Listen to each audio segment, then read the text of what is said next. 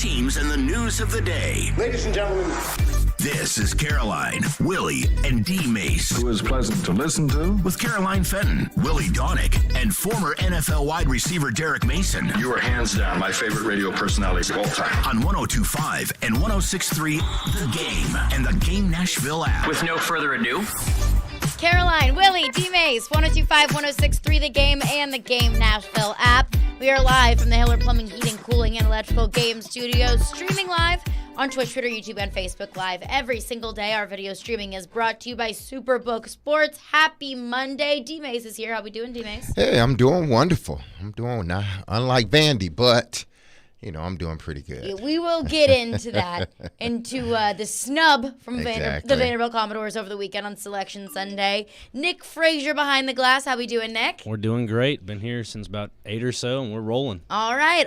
Love it. Willy Donick is headed back from Anaheim. The Predators get an overtime win against the Ducks last night, so Willy will join us tomorrow. But it is 11:02 a.m., DMase. You know what that means? The legal tampering period has officially begun. Free agency in the NFL kicks off on Wednesday, but I view the beginning of the legal tampering period really like that's the real beginning of free agency. That's when all of the discussions that inevitably have been going on behind closed doors, that's when they can officially become public. There's already some news that has come down. Adam Schefter says that the Raiders intend to sign free agent quarterback Jimmy Garoppolo, which is interesting that that's coming out right at 11 o'clock when legal tampering just started. You know, that deal came together pretty quickly. Pretty quick. Anyways, there's going to be a whole lot of news that comes out today. You know, if you thought that it's been an absolute, storm of news and rumors ever since the Super Bowl and the NFL Combine, well, it's really going to get started today. And I think it's going to happen quickly. Once free agency starts on Wednesday, and now the legal tampering period has begun. I want to get into all of the news around the NFL. I want to get into the quarterback carousel because things are going to get much more interesting. There's going to be a whole lot more tea as far as the quarterback carousel is concerned over the next few days. But I want to start with the Titans. What the Titans should do, what we think the Titans are going to do. Now, last week, Willy and I had this conversation about what we expect to happen with the Titans in terms of free agency. I personally don't think it's going to be a very active free agency period for the Tennessee Titans. All of the rumors going around the NFL Combine that the Titans have talked about how they don't intend on spending a whole lot of money in free agency, how there just simply is not a whole lot of cash available. The Titans are about $90 million under their budget last year. But that doesn't necessarily mean that the budget this year is the same as the budget last year. Amy Adams-Strunk could be looking at, the $500 million check that she's going to have to put forward eventually for the stadium. She might say, hey, look, we just don't have enough cash available. Willy and I, the way that we've kind of agreed on is I don't expect the Titans to do a whole lot in free agency. I don't expect a whole lot of flashy signings over the next couple of weeks. How do you feel? What do you think the Titans are going to do or should do? I mean, obviously there are some key things that they need to do or start to head down that road. And one of them obviously is Jeffrey Simmons. And I think that's one of their that's the top agenda for them is to try to get a deal worked out for Jeffrey Simmons. That's their number one free agent, even though agents under contract. I think after that, they're going to sit back and wait. I don't think they're going to be one of those teams that, as soon as everything opens up, they're just running in like it's Black Friday and trying to grab the first television they see. They're not doing that. They're going to wait, I believe. They're going to wait, and you might see them even wait up until June or July when individuals start to get cut and teams start to truly, or, after the draft when teams start to really make some of the moves that they want to make, whether it's releasing, veteran guys. Post-June 1st cut. Exactly, post-June 1st cut. So I don't see the Titans doing much other than trying to re-sign their guys back. Now, they may get some second-tier free agents, role players, guys that can help on special teams, guys that can be backups, because I think they really when it comes to role players and backups, they really take their time with that because they from what I've seen over the last 2 or 3 years, they've done a good job, not necessarily with the frontline players, which they have, but I think the guys behind them, they've done a really good job at evaluating guys, bringing them in, and them subsequently helping them during the season because of injury. So I think that's what they will continue to do. You'll see maybe 1, 2, 3 big name free agents, but that may not be until post June 1st cuts. And I think about, too, the resources that you have available, one, which the Titans have said, the rumors going around the NFL Combine, that there just aren't that many, at least financial resources to go around. There's just, the money just isn't quite there this year. And two, it's evaluating where your team is at and being completely realistic about it.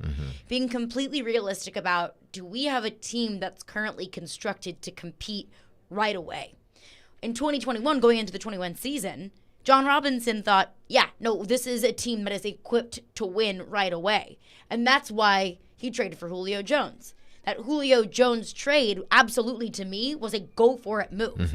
That was a marquee signing, a Sports Center update, on the bottom screen, on the scroll, the Titans trade for Julio Jones. That was a go-for-it move.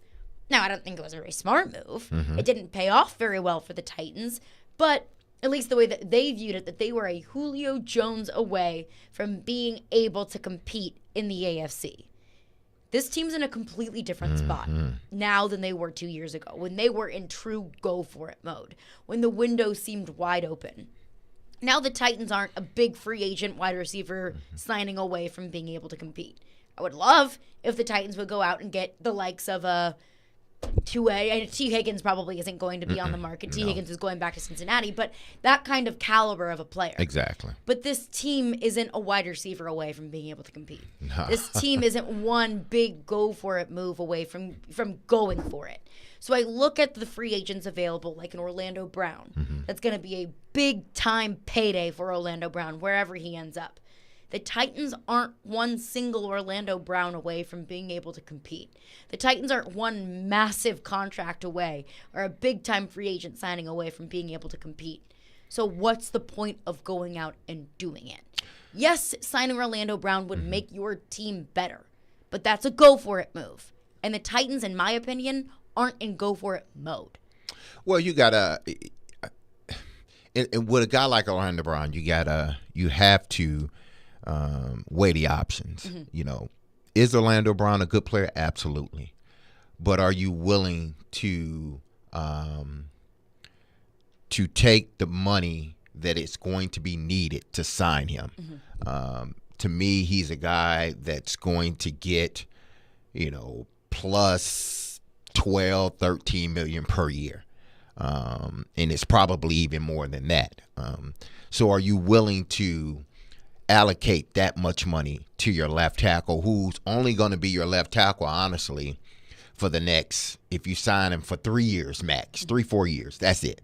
So are you willing to do that for a guy that he's a good player, but he does have his moments? He's not he's not one of the top tier tackles in the National Football League. Is he a top 15? Absolutely.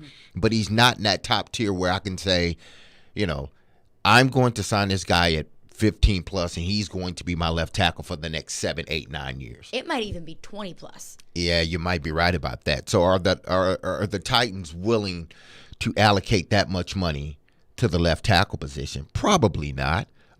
They probably feel, hey, we can go get our left tackle in the draft and not have to pay him until, next 4 or 5 years, down the line. So I can't see the Titans making any major moves as far as big name free agents other than their own, whether they sign Jeffrey Simmons back, whether they sign David Long Jr. back, guys that have been critical in their winning over the last course of the 3 years? Are they going to sign them back first? And then if they do, or if they can't, then what do they do as an organization? Do they go out and they wait until the post-June and get some of these veteran guys at a lower cost, draft as well? Because this team understands that we had our window and we didn't take advantage of it. Now we have to, whatever you want to call it, reset, rebuild. This team is not going to look the same in the next couple of years. So to me, it's just a rebuild. Because it's a rebuild because your quarterback is not young enough to say, well, we're not rebuilding. We're just resetting a little bit because we got our quarterback of the future. Well, you don't have your quarterback of the future. So eventually this is a rebuild in a sense because you got to rebuild the offensive line. You got to eventually get your quarterback. You got to get you a running back if you don't believe Hassan Haskins is the guy, which I do believe he is. You got to get more receivers. You got to get guys on defense. If that's not a rebuild, I don't know what it is. Well, I would say the only thing that's the line of demarcation for the Titans for a rebuild versus non-rebuild is who your core guys who is coming back. If Ryan Tannehill, Derrick Henry, and Jeffrey Simmons are all coming back, which I believe is more likely than not, maybe that's not fair, but that's just what I believe. That's my opinion. I don't think it's a rebuild. It's still a rebuild. As you have those three. No, it's still a rebuild because those guys are foundational guys. Those guys, the foundation is still here. We got to tear this house down and rebuild it back up. We don't have to touch the foundation. The foundation is good, but this is a rebuild because over the next 2 or 3 years, they're going to have to replace Kevin Byard. They're going to have to replace Derrick Henry, whether it's this year or next year. They're going to have to replace Ryan Tannehill. They're going to have to replace, one of these defensive lineman, not named Jeffrey Simmons. So to me, this is a rebuild. You got to replace your offensive lineman. This is a complete rebuild. People, don't fool yourselves. This team is rebuilding. They may do it differently from what we, in sense, believe a rebuild is, like tear everything down. Like a 10 for Tua. Exactly. Yeah. No, this is not one of those, but this is a rebuild because they're foundational guys in the next year or two won't be here. Kevin Byard, Derrick Henry, Ryan Tannehill. Those three guys may not be here after next season. That's very fair. So this is a rebuild. I would be shocked if Ryan Tannehill was your starting quarterback past 2023 or maybe even 2024. And I don't know how much longer Derrick Henry is going to be around. So a massive overhaul over the next 3 to 5 years, I would say that's accurate.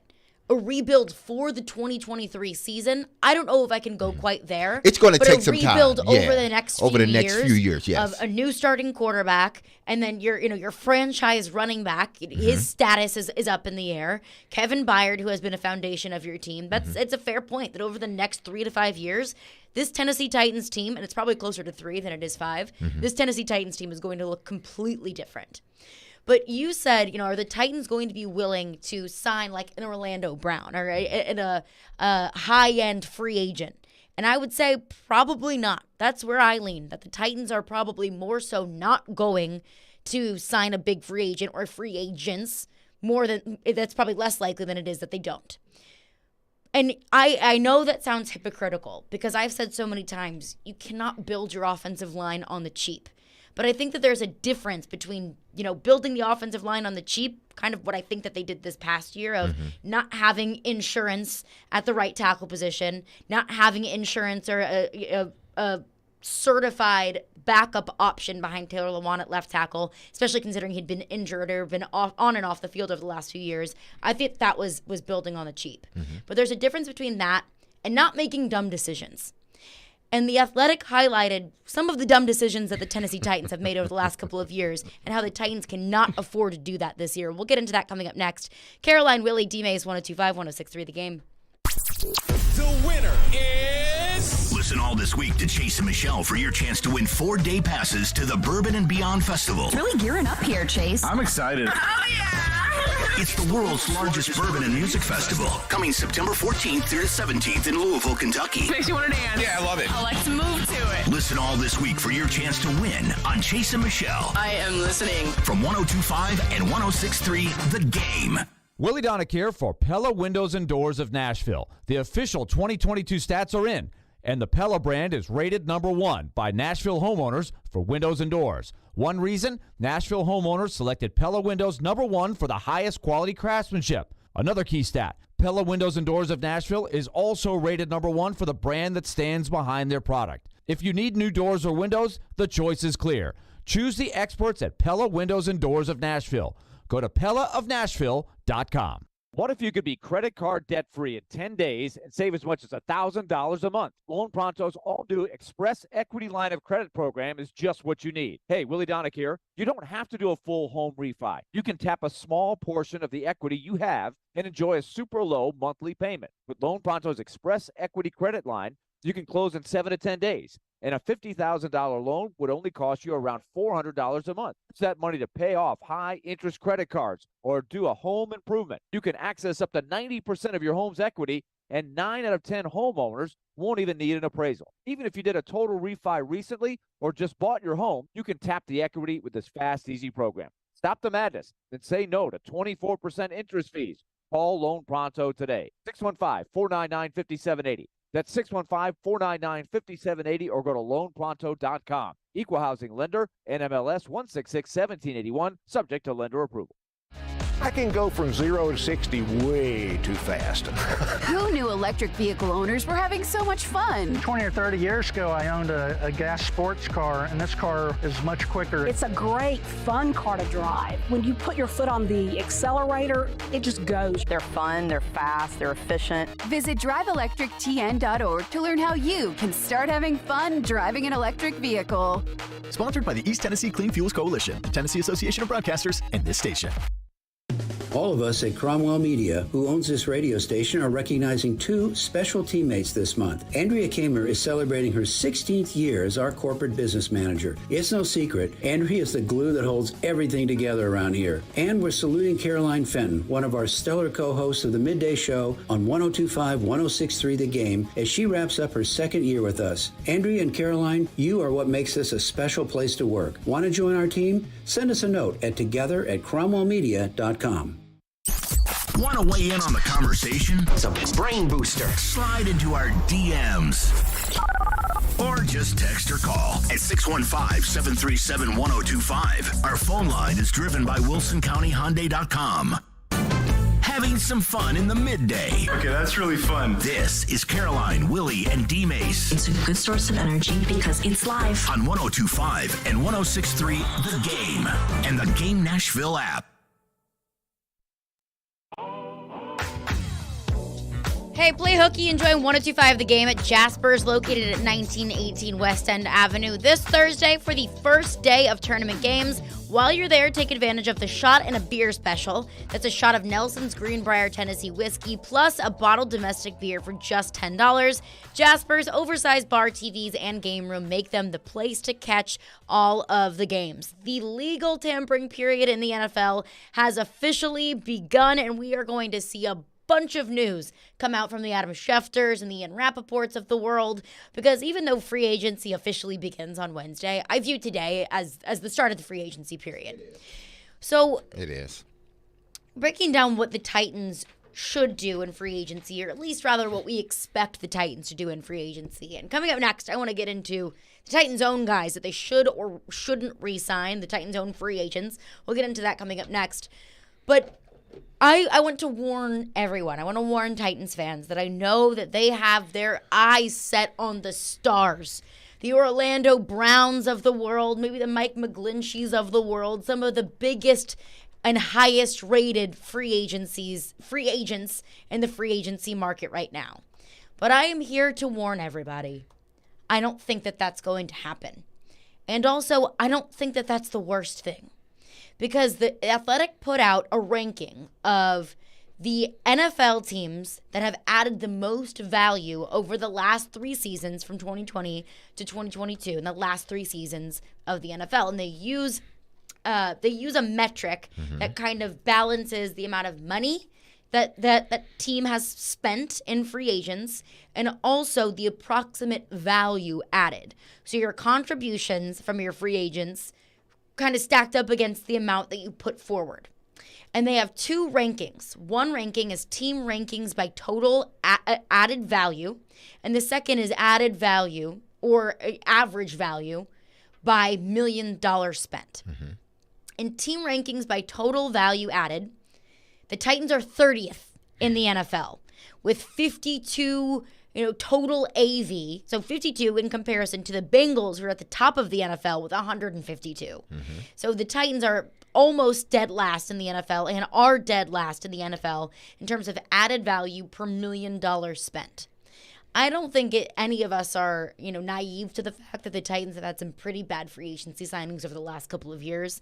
Julio Jones being one, to the amount of money that they spent on Julio Jones, the draft capital that they gave up for Julio Jones, and the very little value that they got from Julio Jones in signing him. You could add, Jadeveon Clowney into the mix as well. But overall, based off of the numbers that The Athletic has crunched and looking at all of the value across the league, the Titans are at the absolute bottom of the NFL. And I think that's the last thing that the Titans can afford right now is another failed free agency signing, is another big-time free agency signing for a guy that isn't going to give you a whole lot. I would love to see the Titans go out and get a guy like Orlando Brown. But one, I just don't think it's feasible. And two, I think part of the reason why the Titans are in the position that they are in with so many holes and not a lot of cap space is because of the failed free agent signings of the past. Yeah. They have not done a stellar job at, identifying their free agents.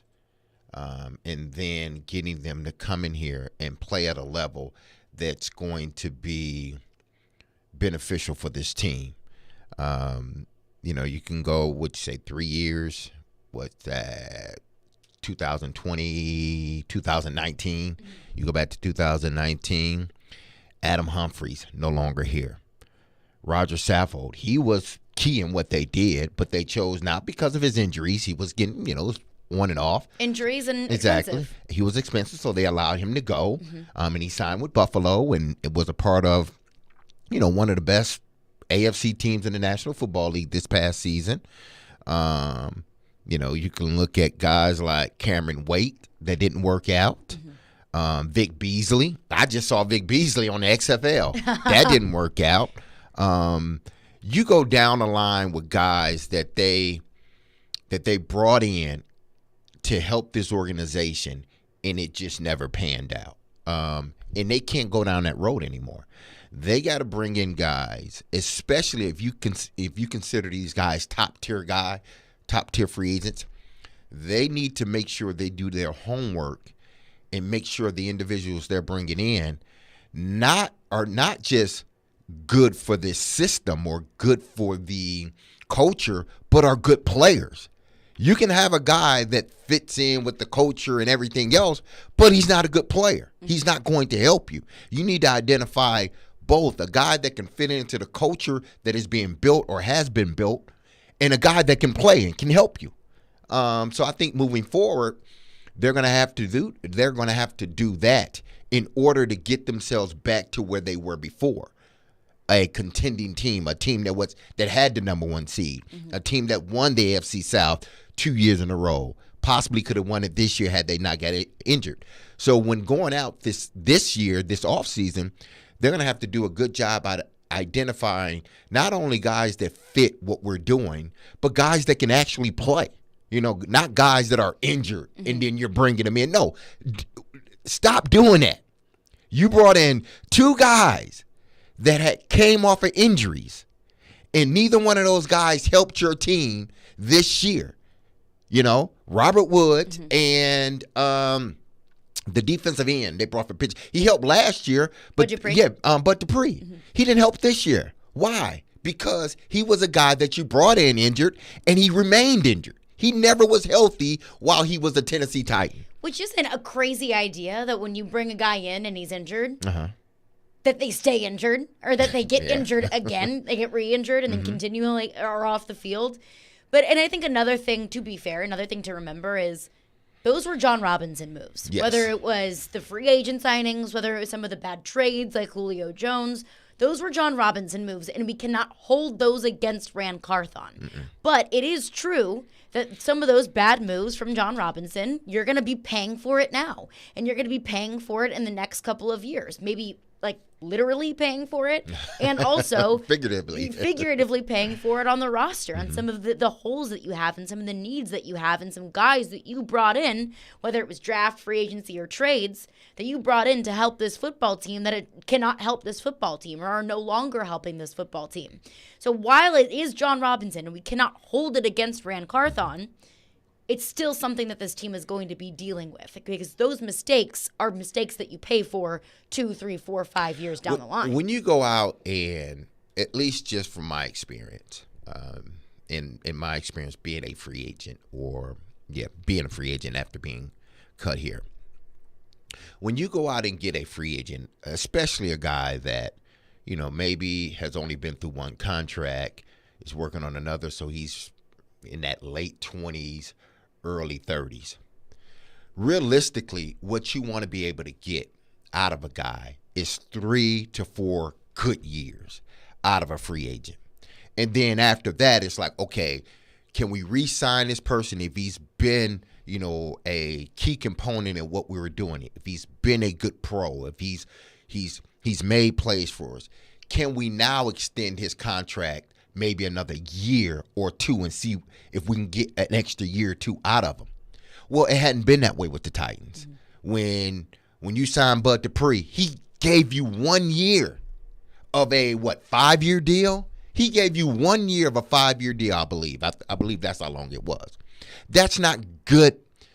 That's not a good move to make when you sign a guy to that much money and he really only gives you 1 good year. And he's coming off of an injury. Robert Woods, Julio Jones, guys like that you bring in that are veteran guys. When you sign them and you evaluate them and you sign them, in your mind you got to be thinking, at least get 3 years out of this guys. Well, those 2 guys in particular and Bud Dupree, they didn't get a true production. They got 1 year out of 1 guy. So 1 year out of 1 guy and you sign 3 guys. That's not good. You're rolling the dice and you're not hitting. But again, like you said, now we can't hold that against Ran Carthon, which I'm not. No. But moving forward, I'm sure he's looking at what's been done and saying, as an organization, we can't do this no more. We got to be able to, guys that we sign, we have to be able to get some good years out of them. Not sign injured guys and cross our fingers and hope they stay healthy. No. And that is the good thing, or kind of exciting thing, I think, for this offseason with the Titans. We have no track record of Ran Carthon. We don't know what his tendencies are. We don't know what, bold moves he has done in the past. And we don't know what his tendencies are, whether it's drafting, free agents, so on and so forth. Whatever moves that the Titans are going to make in this offseason in order to build up this roster or to build for the future, we have no track record of Ran Carthon. So this year truly could be a complete wild card of what to expect from the Titans, because we have no history of what Ran Carthon has done. So I think that's going to be one exciting thing moving forward throughout this offseason. 615-737-1025 is our phone number. We'll get your thoughts on that, your calls, your texts. What should the Titans do in free agency? And is that different from what you think the Titans will do in free agency? But also coming up next, free agents that the Titans should re-sign, free agents on the Titans that they should let go. We'll get into that coming up next. Caroline, Willy, DMase, 102.5, 106.3 The Game. Tuesday night. He scores! Roman Yossi scores in overtime. The Predators return home to Bridgestone Arena to take on their old rival, the Detroit Red Wings. Pre-game at 6, face-off at 7 on your home for Nashville. 102.5 and 106.3 The Game and the Game Nashville app.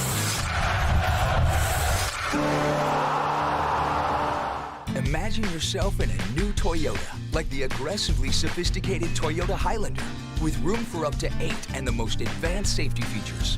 Now through April 4th, you can get low 3.99 APR financing on a new 23 Highlander. With approved credit through TFS, excludes hybrids, and every new Toyota comes with 2 years no-cost maintenance included. Get complete details at buyatoyota.com. Ready, set, go get your Toyota today. Toyota, Let's go places.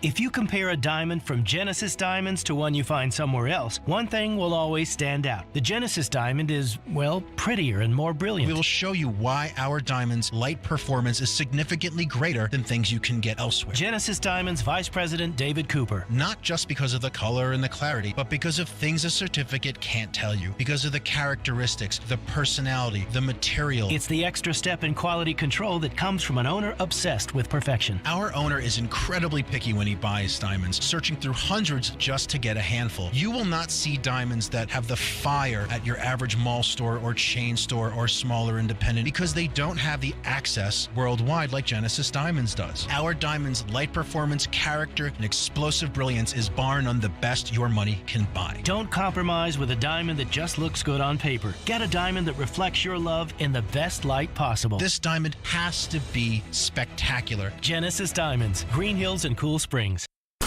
Join 102.5 The Game live from the Rusty Nail in Hermitage on Friday, March 17th. And the three is good. Taking the first round of games during a St. Patrick's Day celebration. Enjoy $3 two-lane beer drafts all month long during the tournament. Yes! What a shot! Plus a great local atmosphere with a big back patio and volleyball courts. There's also great drinks and great food, especially the wings. That's Friday, March 17th at the Rusty Nail in Hermitage. Doors open at 10. Hey, this is Roman Yossi. You're listening to Nashville's best sports talk, ESPN 102.5 The Game. Hey, Preds fans, don't miss Wednesday night's Smashville live show at Brewhouse South in Cool Springs starting at 6 p.m. You can see your Predators star players up close and personal, plus get autographs and pictures. Preds player guests this Wednesday night will be Luke Evangelista and Kiefer Sherwood. Smashville Live is brought to you by Spring Hill Heating and Cooling, Little Harpeth Beer, Superbrook Sports, and Dulce Vita Tequila, pure and simple. All right, DMase. Titans free agents, who they should sign, who they should hold on to, who they should allow, just to let walk in free agency. But before we get into that, breaking down the Titans' needs, which I think will probably motivate what we think the Titans should do in free agency, both with their own players and re-signing them and going out and finding free agents on the free agent market. You tell me if I missed something or if I'm off base here. 1, backup quarterback. Yes. Wide receiver 2. Wide receiver 3. Yes. Wide receiver 4. Wide receiver 4, 5, 6, 7, 8. Tight end. Yes. Offensive line, so probably left tackle, left guard, maybe right guard, and center. So you're looking at 3 to 4 pieces. Absolutely. Inside linebacker. Outside linebacker. Corner. Yep. Kicker. Yes. Am I missing anything there? No. So you're pretty much looking to fill every single position group except safety. Except safety, yeah. You're right. I think they're set at least this season. Kevin Byard, Amani Hooker, you're Amani set Hooker, there. Yeah, you're set there. So, so you're right. I don't see anything wrong with what you just said, those particular positions. So that's about 1, 2, 3, 4, 5, 6, 7, 8, 9, 10, 11, 12 pieces, probably at minimum. And the Titans have 6 draft picks. So T's and P's to that. But you could fill some of those needs by re-signing some of your free agents. Yes. Looking at the Titans' free agents and looking at the positions of need. Looking at backup quarterback. Josh Dobbs will be a free agent going into 2023. If I'm the Titans, I would re-sign Josh Dobbs. Absolutely. I think that he did fine. He did a fine job as a backup quarterback. He was reliable. He was able to come in and a very quick turnaround to be able to go and play that game against the Dallas Cowboys at the end of the season. I'd re-sign Josh Dobbs. To me, Josh Dobbs is your backup quarterback. Malik Willis is probably your quarterback 3, depending on his development throughout the offseason. I wouldn't trust Malik Willis as my backup quarterback. I thought the Titans made a mistake making Malik Willis their backup quarterback this past season. Josh Dobbs, I would re-sign him. A short-term deal, not a lot of money, but just at least a insurance piece of backup. Yeah, he proved, I think, in the last 2 games, considering the position he was put in. He proved that he is more than an adequate backup.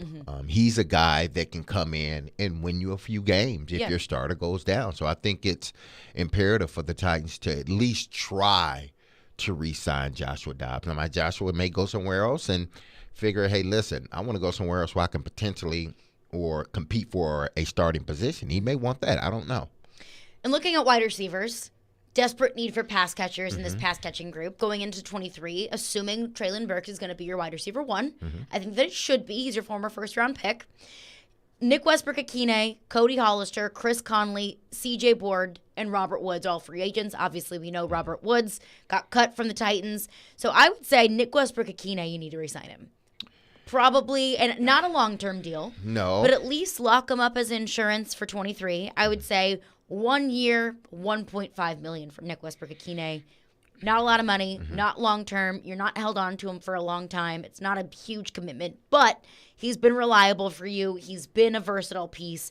I think you sign Nick Westbrook-Akine and honestly let the other 3 walk unless you like the special teams contributions from C.J. Board.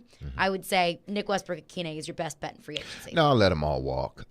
You would let Nick Westbrook-Akine walk? No, not Nick. I mean everyone else except him. I would try. Honestly, I would try to sign Nick to a 2-year deal and make him the number 3 guy and a special teams guy in hopes that I can go out and get a number 2 via the draft. So Nick wouldn't have to play the number 2. But then eventually, again, we go back to after the draft and post June 1st cuts, they will bring in another veteran wide receiver. It just depends on who that guy is because there's going to be a few of them out in free agency that ends up getting cut. So they're going to have their pick of at least 5 guys that they can bring in and see if one can still play, but then 2 fit what they're doing here in Nashville. And even if they do, if and when they may find that veteran piece, it's not going to be like a Jarvis Landry. No. It's not going to be like a big-time, flashy, sexy name of a wide receiver. It's going to be a guy who has experience, who's going to be cheap, who can come in and help you right now, but you're not committed to him for a long time. Exactly. Tight end. Jeff Swaim and Austin Hooper are both free agents. I think you re-sign Austin Hooper. Yeah, I think so. Get rid of Jeff Swaim. Yeah, Jeff Swaim has to go. He can. I think he's done all he can for your organization. Now, I'm not saying he can't play in this league because I think he can go to another team and further his career. But I think with what this organization wants to do and where they're headed as a team, I don't think he fits what they need from that second tight end. Or possibly even that third tight end. Sign Austin Hooper. Yeah, sign Austin Hooper back. I thought he started off very slow. Everybody know how I felt about that.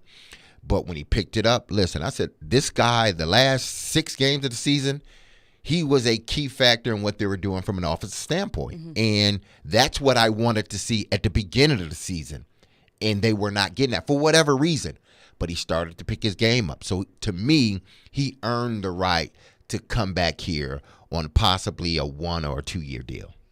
Also, I mentioned Robert Woods with wide receivers. I completely forgot. He did sign with the Texans this weekend. Yes, he signed with That the was Texans, on me. That's my bad. He signed with the Texans this weekend.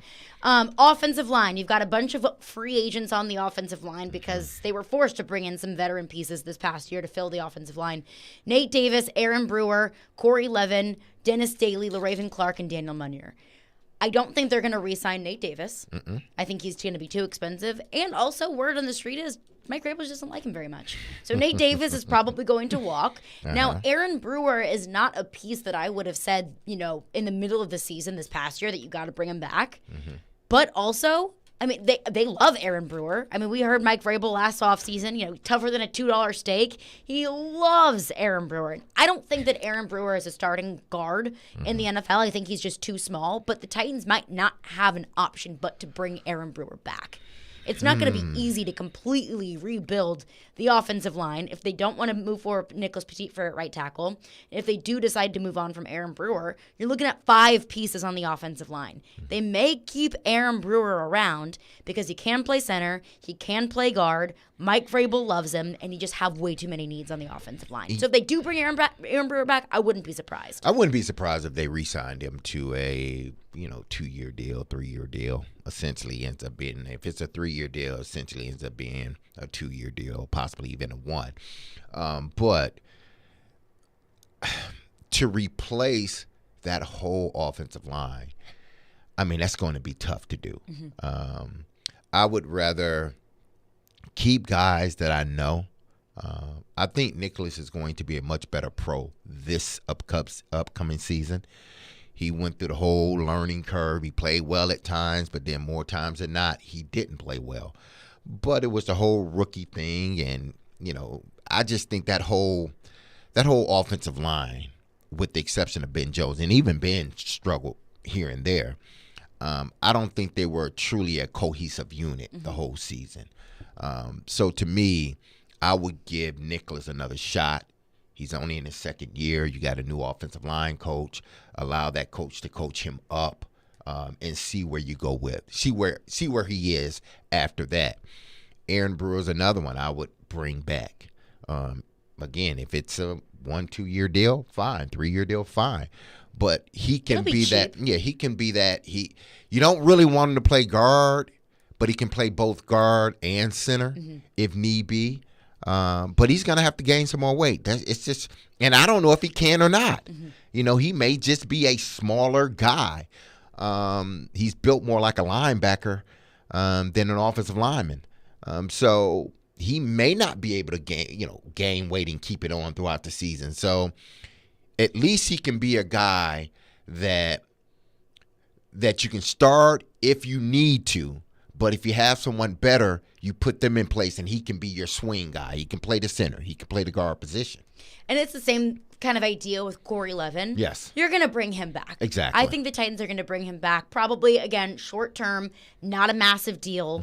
But, with Ben Jones being released, you need a center. You need and Corey Levin played he played okay. Yeah. At the center position. So you can put him at center. Yeah, he's not your center of the future. But for right now, I think that's your best option, to at least bring him back and have him on the roster as an option. So, with Aaron Brewer, Corey Levin, no, they're not the sexiest pieces, but that gives you some depth on the offensive line, and at least gives you something to work with on the offensive line. But like Dennis Daly, LaRaven Clark, Daniel Munyer, you're not re-signing those guys. Let them go. Cut ties with those three. But coming up next, there's one big-time free agent signing that I know DMase wants to sign back. I do too, and I think that's probably for the best for the Titans, even if it is a larger number than the Titans are comfortable with, and I want to get into that coming up next. Plus, I see your phones. We're right to those next, 615-737-1025. Caroline, Willy, DMase, 102.5, 106.3 The Game. Shot like a 2. And the tray is good from Jordan Wright. After an amazing end-of-season run, the Vanderbilt Commodores look to win the NIT. Wright fires. Wow! Join Jerry Stackhouse and his team for every moment on your home for Vanderbilt basketball. 93.3 Classic Hits.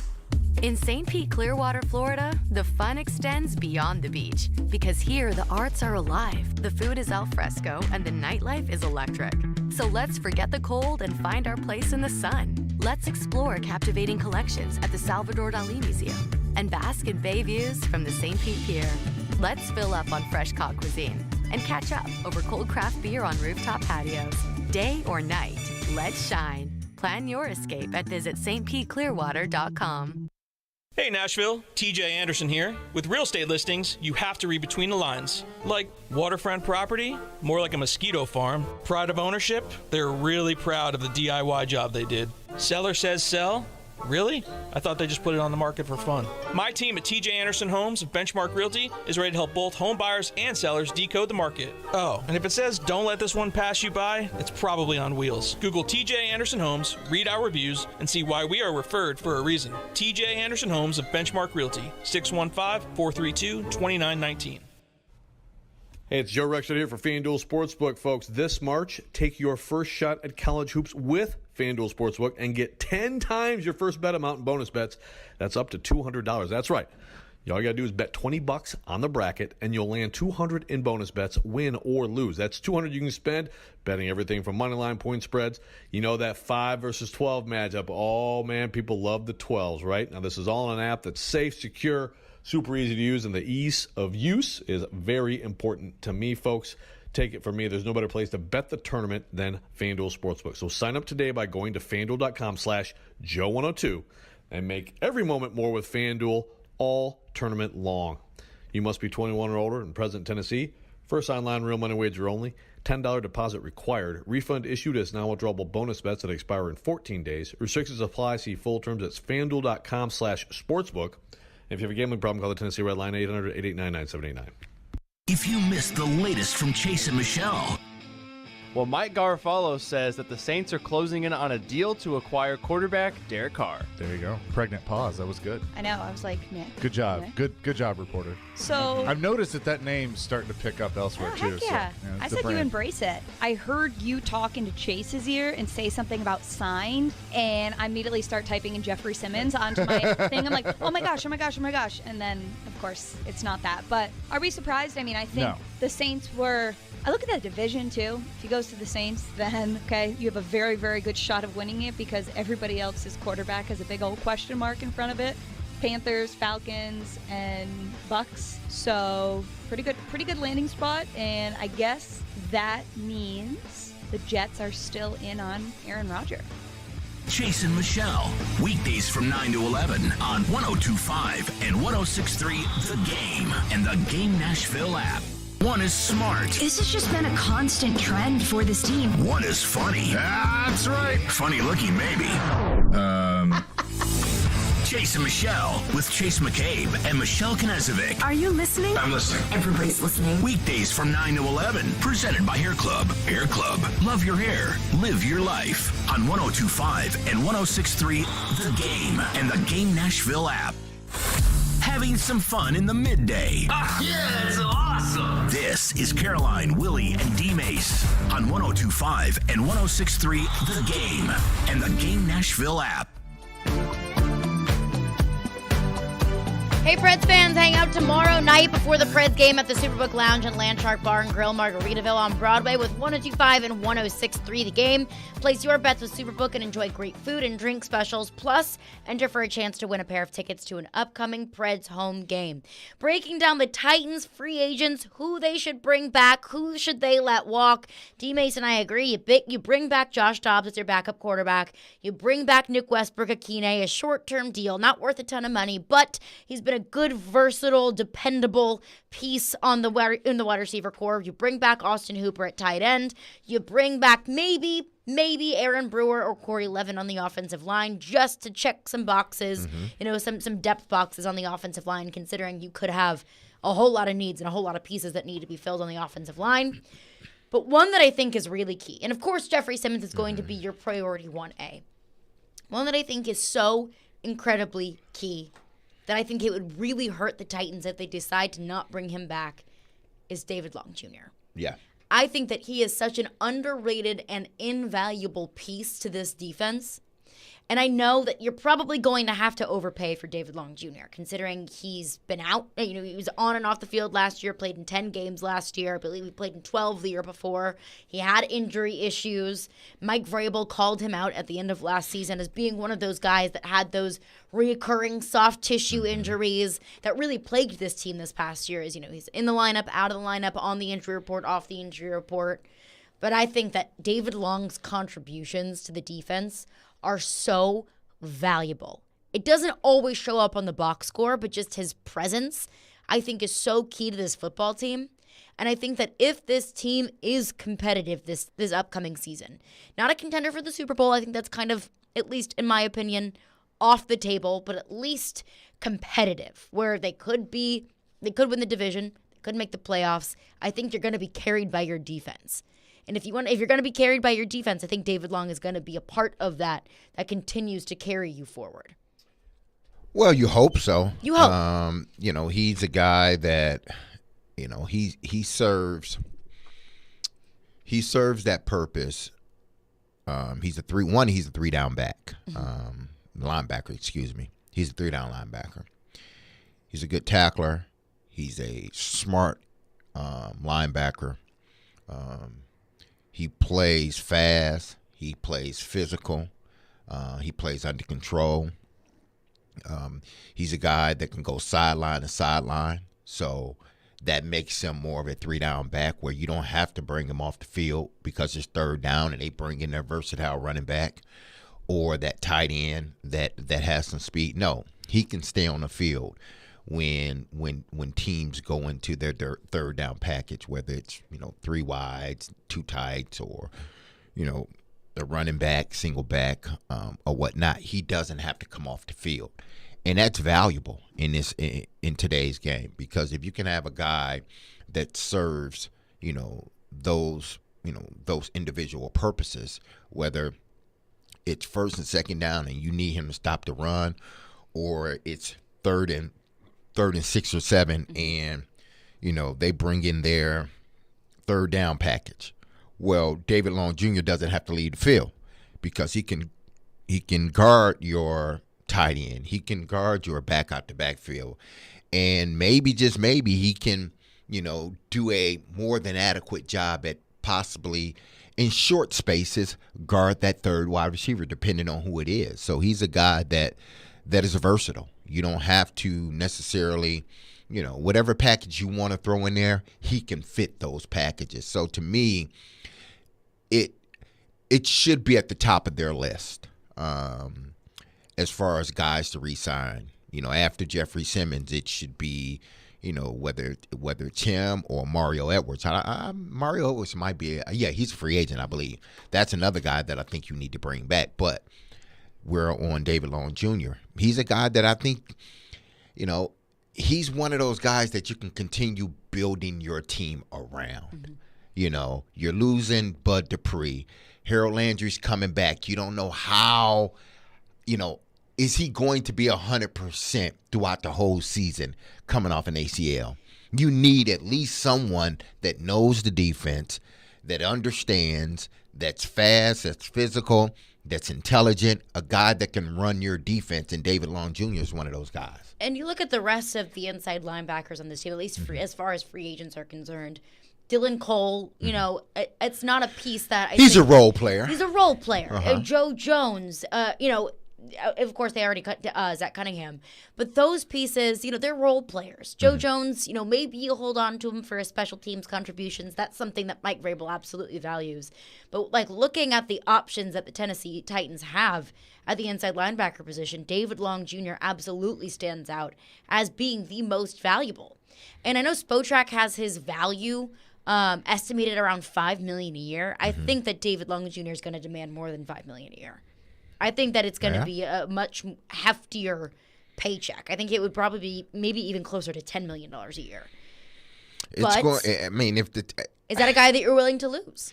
Yeah, that's you're going to have to assess it.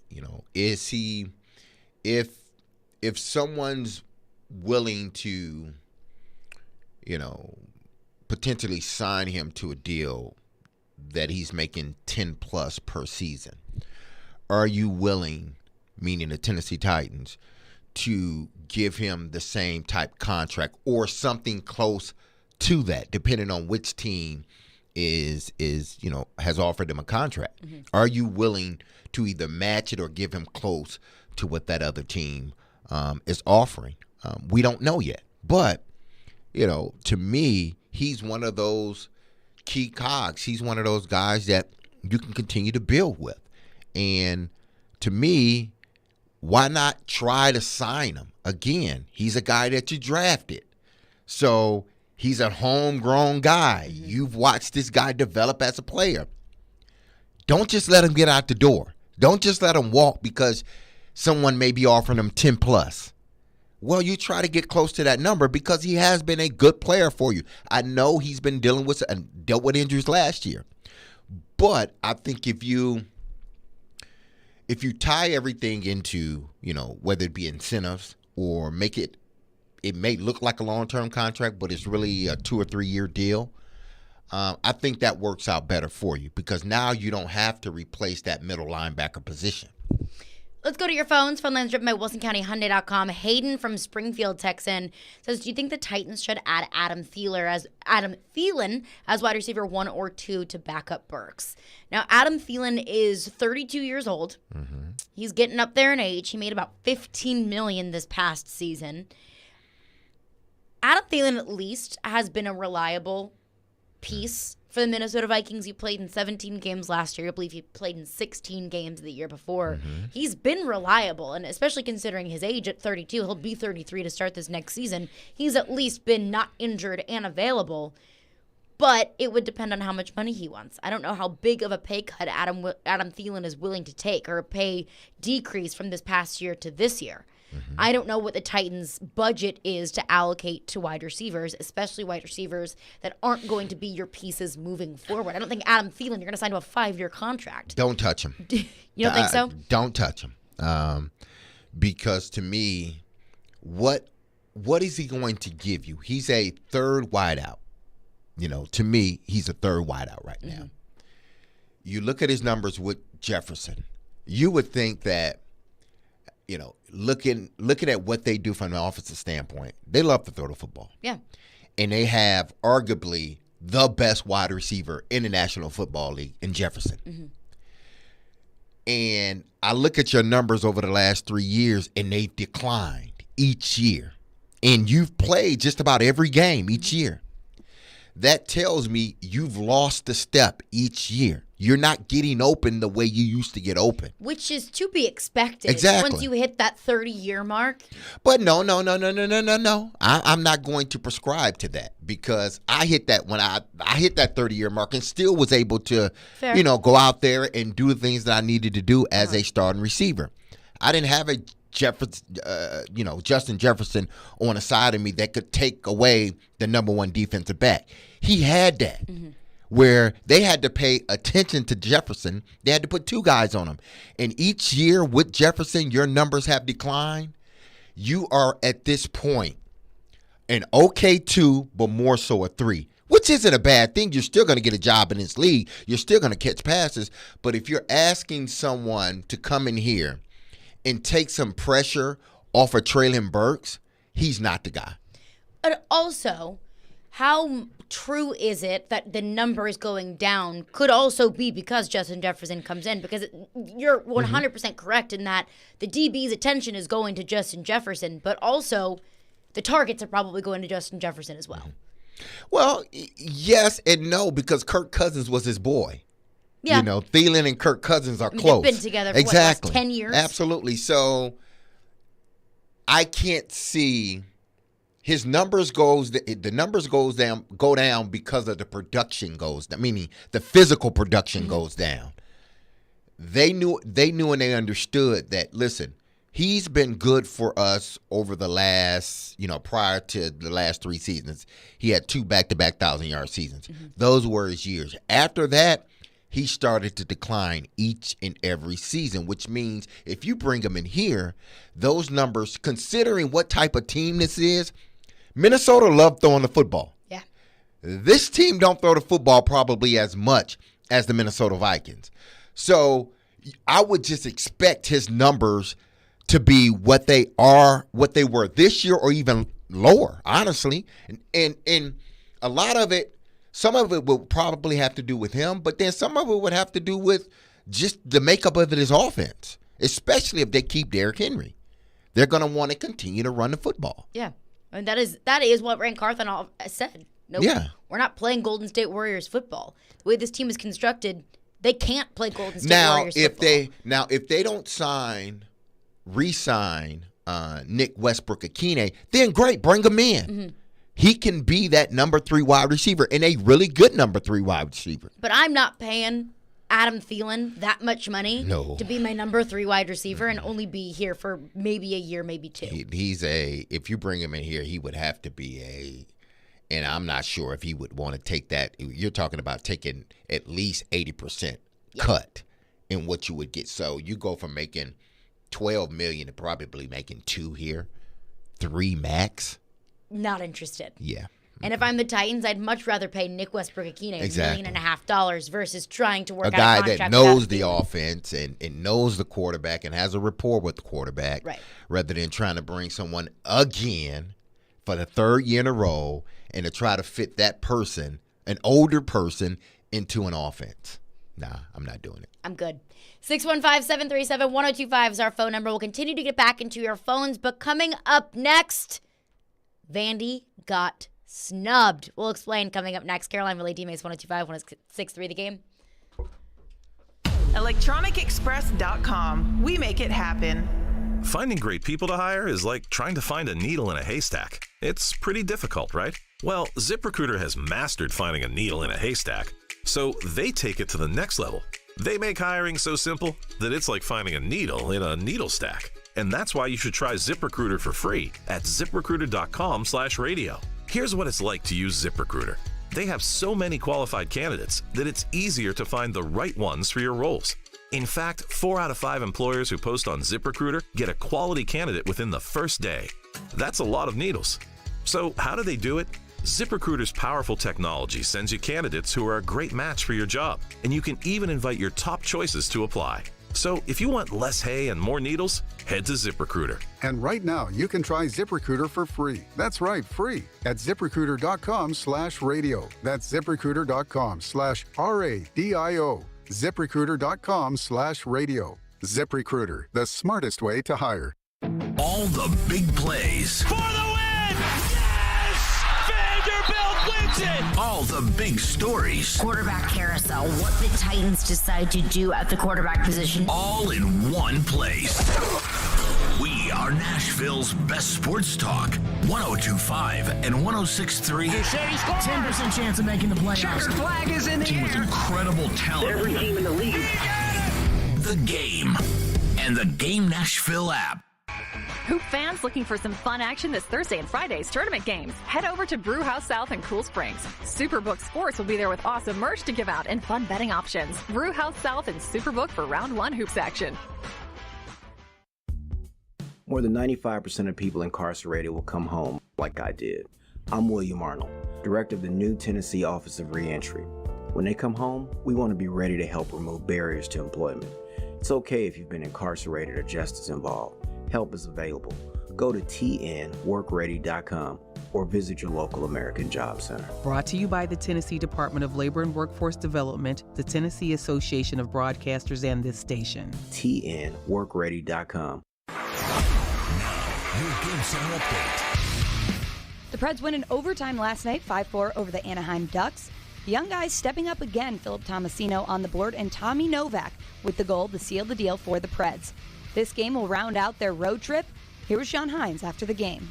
Our goal is to make the playoffs, and we've done our job on this road trip, and I think that should, obviously going 4-1-1 on a trip like this, which is one of the harder ones of the year, is good for us. And now we've got to, but it's also important that we do enjoy it because it's a lot of hard work.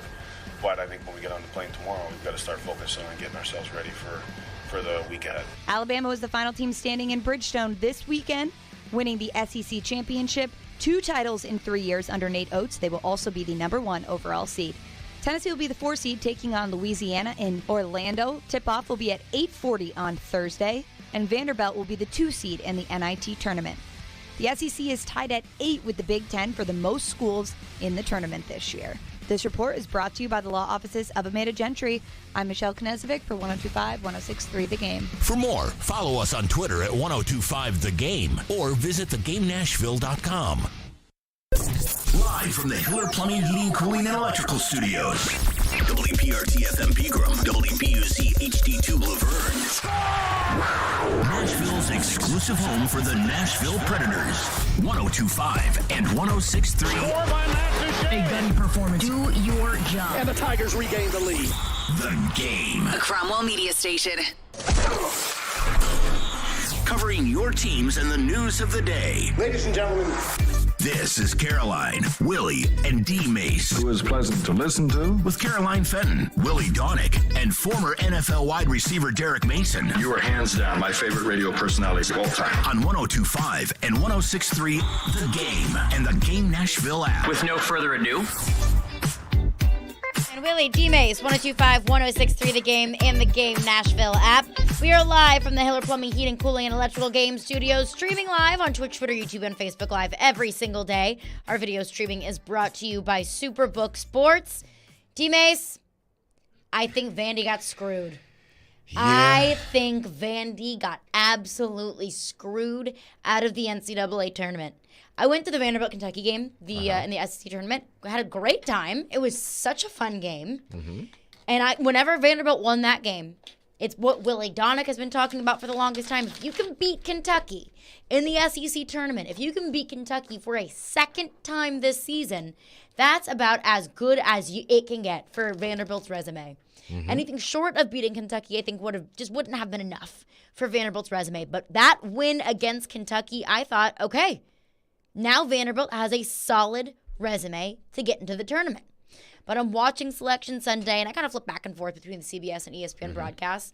I see Texas A&M as a 7 seed, and I thought, oh boy, this is not going to bode well for Vanderbilt. Not only did Vanderbilt not get into the tournament, but at least per CBS didn't even name Vanderbilt one of the first 4 out. I was watching the ESPN broadcast. Nobody had Vanderbilt as one of the first 4 out either. I didn't hear any mention of Vanderbilt in either of the broadcasts. The only thing that I heard, Dick Vitale said that Jerry Stackhouse's team has been playing really well and at least deserves some recognition, at least deserves to be talked about. But I look at Vanderbilt's resume, at least in the latter half of the season, and I look at what Vanderbilt did in the SEC tournament. You cannot tell me that Vanderbilt isn't one of the best 68 teams in the country. And I'm not going to act like I'm an expert on every single team in the field. I'm not going to act like I sit at home and watch MEAC basketball or watch what's going on in the Mountain West. I don't. But I do know SEC basketball, and there are 8 teams that got into the tournament, and Vanderbilt is not one of them. You cannot tell me that Vanderbilt isn't one of the best 8 teams in the SEC at least. I think that they got totally screwed. I think they got screwed by the net because their numbers in the net did not bode very well for them. But I talked about this last week, and I said I think that there's absolutely room for analytics and using formulas kind of like what the net is. But don't let analytics blind you from what your eyes can tell you. Don't let all of the numbers that get compounded and multiplied and you carry the one and all of these factors that go into some of these formulas to help the committee decide the 68 best teams in the country. And that didn't help Vanderbilt at all. But you cannot tell me that if you didn't watch Vanderbilt in the last stretch of the season, if you don't look at some of the wins that Vanderbilt has in the last stretch of the season, Kentucky on the road at Rupp, Tennessee, Auburn, Mississippi State, beating Kentucky in the SEC tournament, you can't tell me that team doesn't at least deserve a bid. I think that Vanderbilt got totally screwed, and I look at the committee, and I think that some of their priorities and some of the factors that they used to decide who are tournament teams and who aren't, I think that they're a little bit skewed. Well, I think they've gotten away from just, and I understand why you would lean heavy with metrics because there are so many teams that are so closely contested that what separates them, it's the metrics that separate them. You got to, if it's the first level and they're even, the second level they're even, you got to keep on digging and digging until one team sort of separate themselves from the other, whether it be by a tenth of a point or whatnot. And I think eventually that's how they determine which teams get in. Now, we all know that, Kansas, Alabama, Houston, who else? Purdue. I think those were the 4 number 1 seeds. Everybody, they making it. They're in there. Like, those are the best teams exactly. in the country. And then you look at some other teams and you figure, okay, Texas A&M played well. I watched them play. They deserve to be in. Auburn deserved to be in. Tennessee deserves to be in. Because you not only does the metrics fit, but when you watch them, you think, okay, that's a good team. What hurt Vandy is the metrics and the metrics alone. Because if you're just looking at the metrics and you're not watching Vandy play, you think, well, this team doesn't deserve to be in the, in the tournament. But then you watch them play. And I'm not talking about just watch them play in the tournament, the SEC tournament. No, watch this team play for the last month and a half. You will see that this team deserves to be in the tournament by the way they played and not having their best player, Leon Robbins. Mm-hmm. They still were able to adjust not having him and still play good basketball. Does the metrics fit? No. The metrics, if you look at Vandy compared to some of these other teams that made it, no, the metrics don't fit. But if you actually watch Vanderbilt play, at least for the last month and a half, you will know that's a good team. Mm-hmm. And it's a shame that based upon the seeding and them being a second seed in the NIT, even if they would have beat Texas A&M, they probably more than likely still not would have made the tournament. The only way they make the tournament, I think I asked Willy this a couple of weeks ago. I said, short of winning the SEC, championship, I don't know if Vandy's going to make it. Because nobody's talking about them. Nobody's pumping Vanderbilt's tires. That borderline team. They just became a first four out like a week ago, where they had been playing probably the best basketball in the whole country in the last month. They lost one game. And I don't know how they lost that game versus LSU, but they were one of the hottest teams in college basketball over the last month. And no one was talking about them. Not a soul. So to me, they had to win the SEC championship in order to get in. Unfortunately, I think you're right. Yeah. I think that was the only thing that could have gotten them in. But also to that point, what are we even doing with conference tournaments then? If they really don't matter that much with seeding, or if they don't matter getting in or getting on anything short of winning the tournament, look at Texas A&M last year. Mm-hmm. They went to the SEC tournament final and they didn't get a bid to the NCAA tournament. I look at Vanderbilt. Mississippi State got into the tournament. Vanderbilt got further in the SEC tournament than Mississippi State did, and had a win against Kentucky, a 3 seed in the tournament, and they didn't make it. So I don't, what are we even doing playing these conference tournament games if they don't ultimately matter, anything short of winning the tournament, if they don't ultimately matter to make the NCAA tournament? I just don't think it's incredibly fair. Vanderbilt had a bad loss against LSU, no doubt. LSU is not a very good team. But I do think that Vanderbilt redeemed themselves, and some of the wins down the stretch should have overshadowed some of the losses that they had earlier on in the season. Yeah, it should have. But when you lose 6 of your first 11 games, and we're talking about losses, we talked about this off air, Caroline, that Memphis loss. Well, Memphis is the tournament team. Yeah. Okay? So you can't say, well, that was a bad loss. No, Memphis is a tournament team. Memphis just beat Houston. Exactly. Southern Miss. Now, that's a bad loss. So you started off the season 0-2, and then you win 2 more, and then you drop one versus St. Mary's. St. Mary's is what? A tournament team. Mm-hmm. Okay. Then you drop against VCU, and I think the one that ultimately hurt them beside LSU was the Grambling loss. Yeah. Even though Grambling is a 20-win team, that loss to them, and it wasn't like they lost to Grambling the first 2 or 3 games of the season.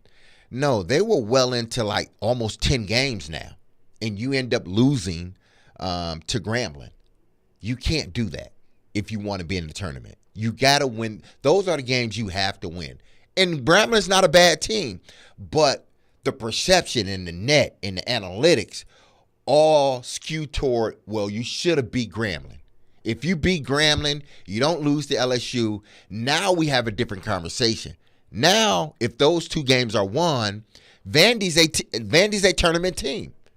To me, I think they are. Yeah, I would But say those so. losses are bad. You can't lose to a bad LSU team. Right. You can't lose to a out-of-conference team in Grambling. You can't do that. Yeah, right. And that ultimately is why they didn't get in the tournament. Mm-hmm. I just think it's tough because you do want to look at the whole body of work. Uh-huh. But sometimes teams that start slow or get hot at the beginning of the season, their style of play or their success can change throughout the season. And I think that should be considered as well. We consider all of these different factors and analytics. You just want the 68 best teams in the country to be. But you're not watching. You're not watching the committee that's made up of how many people? I don't know. If Vandy's not a sexy team, so you're not watching Vandy. Vandy doesn't have, a Brandon Miller. Vandy doesn't have one of these top-tier players. We think Liam Robbins is good.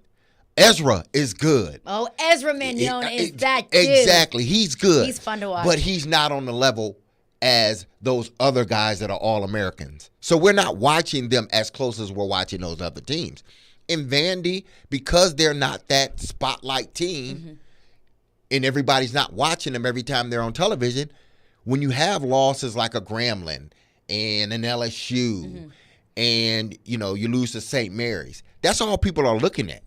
They're looking at those losses. They're not looking at you are one of the hottest teams, if not the hottest team in college basketball the last month and a half of the season. They're not looking at that. They're looking at everything else. I can't go as far as to say that they're the hottest team in college basketball. basketball. They were one of the hottest. But yes, they one absolutely of the hottest, got better throughout the season and got better as the season went on. 615-737-1025 is our phone number. We'll get your calls, your texts, your thoughts on that. Plus, Tennessee, their seeding, how their path to an eventual Final Four national championship, what that looks like, and the rest of our thoughts on Selection Sunday. All of that coming up next. Caroline, Willy, DMase, 102.5, 106.3 The Game. Every Wednesday at 8:30. Join Robbie and Rexroad for The Choice is Yours. 2 sports questions, 2 non-sports questions. They'll answer a couple of questions about life and sports. The Choice is Yours is built by Jarrett Companies. You have a choice. So when you have a need for site and utility work, fire protection, concrete and asphalt services, the choice is simple. It's Jarrett Companies. For more, visit JarrettCompaniesInc.com. The Choice is Yours. Wednesdays at 8:30 on 102.5 and 106.3 The Game and the Game Nashville app. It's Quaz with Little Harpeth, and I'm just having one of our Chicken Scratch American Pilsners. It's one refreshing beer and a good example of the German lagers that we craft right here in Nashville. Chicken Scratch is made with locally sourced raw white corn, giving it a subtle cornbready sweetness. And speaking of sweetness, Chicken Scratch's closest associate goes by the name of Deer Crossing Hellas, also a lager with a light, crisp body and golden color, and it won us a gold medal at the Great American Beer Festival. So be on the lookout for our craft lagers. And as always, thank you for supporting our little brewery. What if you could be credit card debt-free in 10 days and save as much as $1,000 a month? Loan Pronto's all-new Express Equity Line of Credit program is just what you need. Hey, Willie Donick here. You don't have to do a full home refi. You can tap a small portion of the equity you have and enjoy a super low monthly payment. With Loan Pronto's Express Equity Credit Line, you can close in 7 to 10 days. And a $50,000 loan would only cost you around $400 a month. Use that money to pay off high-interest credit cards or do a home improvement. You can access up to 90% of your home's equity, and 9 out of 10 homeowners won't even need an appraisal. Even if you did a total refi recently or just bought your home, you can tap the equity with this fast, easy program. Stop the madness and say no to 24% interest fees. Call Loan Pronto today. 615-499-5780. That's 615-499-5780 or go to loanpronto.com. Equal housing lender, NMLS 166-1781, subject to lender approval. If you missed the latest from Chase and Michelle.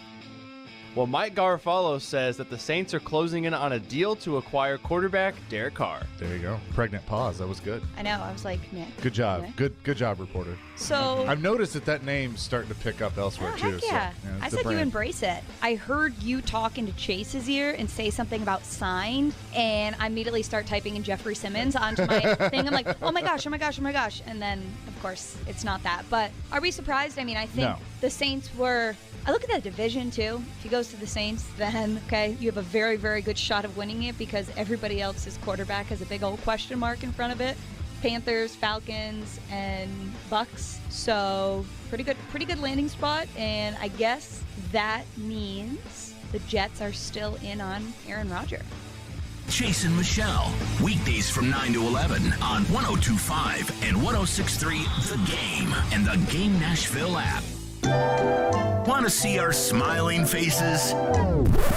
You can watch us on Twitch, Twitter, YouTube, and Facebook Live. We are good to go. Presented by Superbook Sports, voted #1 sportsbook in Vegas. This is Caroline, Willy, and DMase on 102.5 and 106.3 The Game and the Game Nashville app. What's the plan? You hang with the team today. You watch it by yourself, where where you could celebrate or throw a remote. Either way, like what's it going to be? Yeah, man, I'm just going to hang out with some family. I think the guys are going, the locker room. They're going to be in the locker room.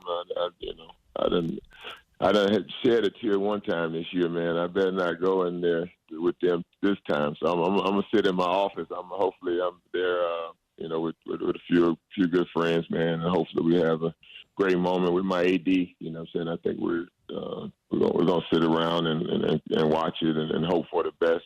Because again, we've been through some tough moments, even during the course of this year. But again, we're going to be close to our guys. So if we hear our name called, we're going to be able to go and hug and celebrate together, man. So keep your fingers crossed for us and your hands prayed up for us. We appreciate it. There you go. That was Vanderbilt head basketball coach Jerry Stackhouse. We kept our fingers crossed. Didn't quite work. Vanderbilt did not get a bid to the NCAA tournament, but Vanderbilt is a 3 seed in the NIT. DMase, you have a thought on Vandy in the NIT? Yeah, to me, because, and I truly believe that Vandy, based upon their resume the last month and a half, they were one of the better teams. They were one of the hotter teams in college basketball. And they end up, the 3 seed tells me that even if they beat Texas A&M, anything short of winning the SEC championship game, they were not going to get in. Had they beaten Texas A&M and ended up losing Alabama, I think they probably would have been a 2 seed in NIT. They probably could have gotten a 1 seed, but that would have been a little bit dicey. But to me, because of how they played toward the end of the season, even in the second half of the A&M game, I mean, they played much better. Mm-hmm. It was like night and day between the first half and the second half with that team. Their defense picked up, their shooting picked up for the most part in the second half. They definitely looked tired. Exactly, in the first half, they looked I'm tired. Sure they were. Lethargic, they played their butts off. Absolutely. In Kentucky. So to me, they have to, and I'm sure Coach Stackhouse is telling, he's preaching them. Listen, this is our. This is our, NCAA tournament for us. The NIT is that for us. So we got to go in with the mindset of winning the whole thing, at least getting to the championship game. But I think winning the whole thing. Because I think if they win it, it sets them up for next season. If they get put out early, everybody's going to point to it and say, see, no wonder this is why they didn't make the tournament. This is why they didn't make March Madness. They didn't even get out of the first round. Who they play? Yale? Yale. Yeah, they didn't even get out of the first round of the NIT. I think they will get far in the NIT. I got them, potentially even winning it. But to me, you have to at least be in the championship game if you're Vandy because of the way you played that last month and a half. And no, you won't have, Robbins. We know that. But yet and still, you play good enough to, in your mind, get in the tournament. So you didn't get in it. Now, win the tournament, win the NIT. And then that will put people on notice for the next upcoming basketball season. Prove it to them. Exactly. Because I don't think that there's anything on the line if they don't. Jerry Stackhouse is not losing his job if they don't win the NIT. But it is a very prove-it kind of move. Exactly. Of, hey, prove it to me that this is where you belong. Prove it to me that you should have been in the tournament.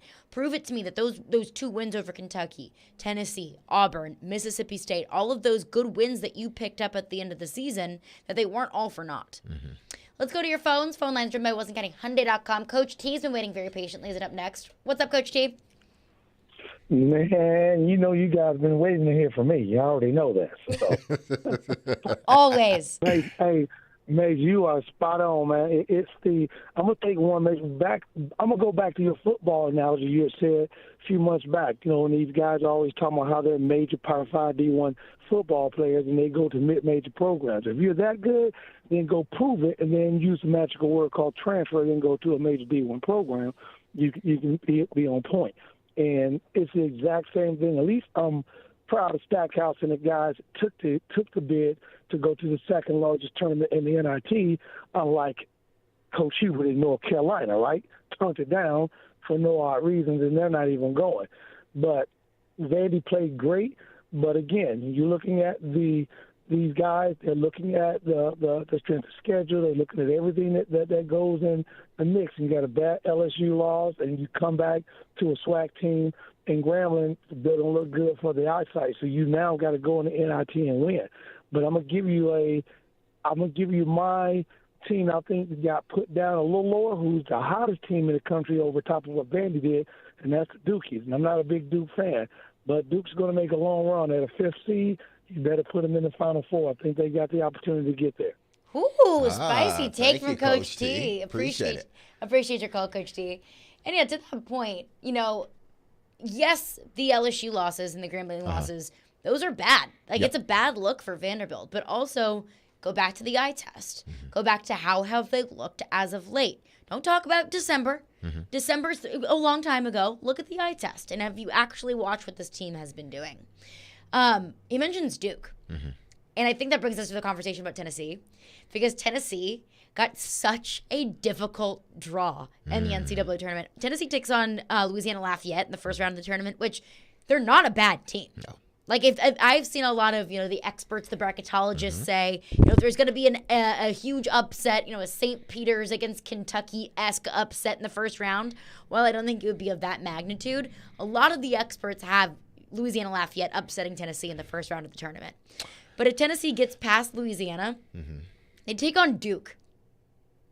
Yeah. And then in their same bracket is Memphis and Purdue. Memphis just took down one of the best teams in the country, if not the best team in the country, in Houston. Purdue was another one of the best teams in the country, and Kentucky's on their side of the bracket as well. So Tennessee has an absolute murderer's row coming down the stretch in the NCAA tournament. Just saying, ULM, they're 9-1 in their last 10 games. ULL. Yeah, ULL. Sorry, ULL. Yeah. Excuse me. They have been, because of the way they play down the stretch, UT, and we all know why they play that way. You lose Ziegler, who's your point guard, who's your, the guy that's running the whole ship out there when he's on the court. That's a huge loss for UT, and they struggle to score points down the stretch. If they're not, UT's not they're not known for putting up a bunch of points. UT's known for being physical and playing great defense. They will wear you down. That's how smothering their defense is. But they're not a great shooting team. They're not a team that can just put points on the board, buckets after buckets after buckets. And they struggled doing that toward the end of the year without Isaiah Ziegler. So how do they score points moving forward, whether it's in the first round or beyond that? That's the question that Vol fans need to ask themselves. Is this team a good team? Absolutely. But when you lose a player of that magnitude and you're having trouble scoring in stretches, that doesn't bode well when you enter the tournament. You got to be able to not only play really good defense, which UT does, but you got to be able to turn those defensive stops into offensive points. And UT has struggled at that. So I wouldn't be surprised if they lost in the first round. It wouldn't be good for Coach Barnes at all, but I wouldn't be surprised. And it would be such a shame. Because I look at how much talent Rick Barnes has had on some of those Tennessee teams. Even when he was at Texas, he coached Kevin freaking Durant, and he didn't win a championship. And there is so much talent on this Tennessee team.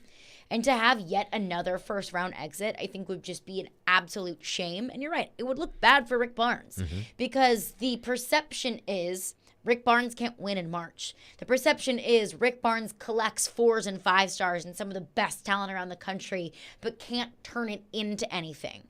And I think it's a very fair perception, and I think it's a very fair critique of Rick Barnes because he does get a lot of talent, and he is a good coach, and he is a good person. He's a good guy, but it never turns into anything. Well, they lost early in the SEC tournament. Yeah. So if that's against a solid Missouri team. Yeah, Missouri's solid, but they should have beat them. Yeah. If that's not a sign of what may be to come moving forward, then I don't know. And not having Zakai Ziegler hurts. It hurts a lot. With the team that struggles to score points, play hell of a defense, but they haven't been able to take down the stretch those defensive stops and make them into offensive baskets. That's where the dilemma is going to be with UT. Absolutely. 615-737-1025 is our phone number. Coming up next, a massive, massive move in the NFL over the weekend. So someone's up to something. And we'll try and figure out what exactly that is coming up next. Caroline, Willy, DMase, 102.5, 106.3 The Game. Hey, this is Phil Forsberg. And this is Smashville. Forsberg a shot, broken up in front, given back to Forsberg, and here come the Habs. You're listening to the flagship of the Nashville Predators radio network, ESPN 1025 The Game. Oh, there we go. My mic wasn't on. What's going on, good people? Men out there, I know you're listening to me, and I've told you this before, and I'm going to continue to tell you about my good friends at Cool Springs MD. Over the years, more men have started to seek help for hormone deficiencies and imbalances, and Dr. Jeffrey Lodge and his wife Daphne, along with that experienced staff, give men the treatment required to improve their quality of life. Cool Springs MD services have already helped many men of Brentwood, Nashville, that's including me, and the surrounding areas in Tennessee with improving their immune systems, energy levels, cognitive functions, and more. They are there to connect you with the medical care you require to have a healthy and enriched life. There's no better time now to achieve a healthy lifestyle. What are you waiting for, man? Get Dr. Jeffrey Lodge and Cool Springs MD a call today for an appointment. Here's the number, 615-486-3458. That's 615-486-3458. Or visit our website at coolspringsmd.com. In St. Pete, Clearwater, Florida, every day is a great escape. With 35 miles of white sand, there's no better place to get away. So let's explore the secluded beaches of Fort DeSoto or paddle our way around Honeymoon Island. Let's kick back, kayak, and catch crimson sunsets. Let's trade snow boots for bathing suits. Let's make today and tomorrow a beach day. Let's shine. Plan your escape at visitstpeteclearwater.com.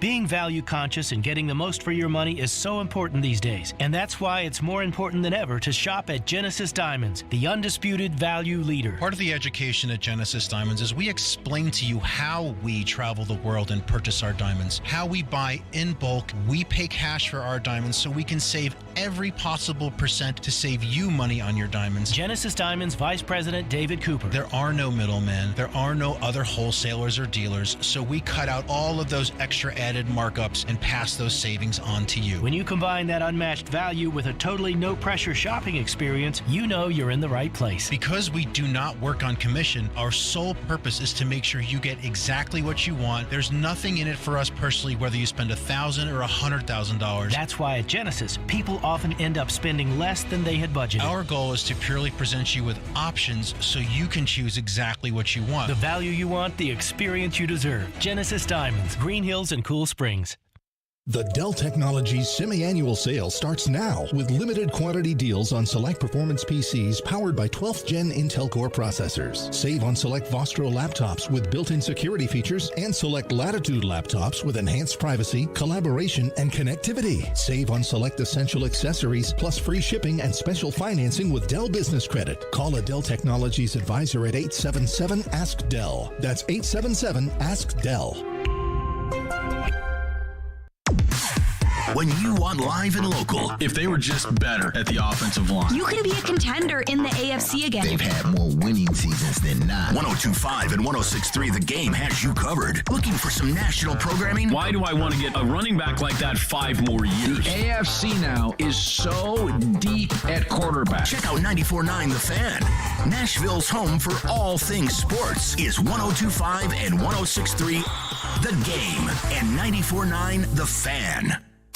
Hey, this is John Hines, and you're listening to Nashville's best sports talk, ESPN 1025 The Game.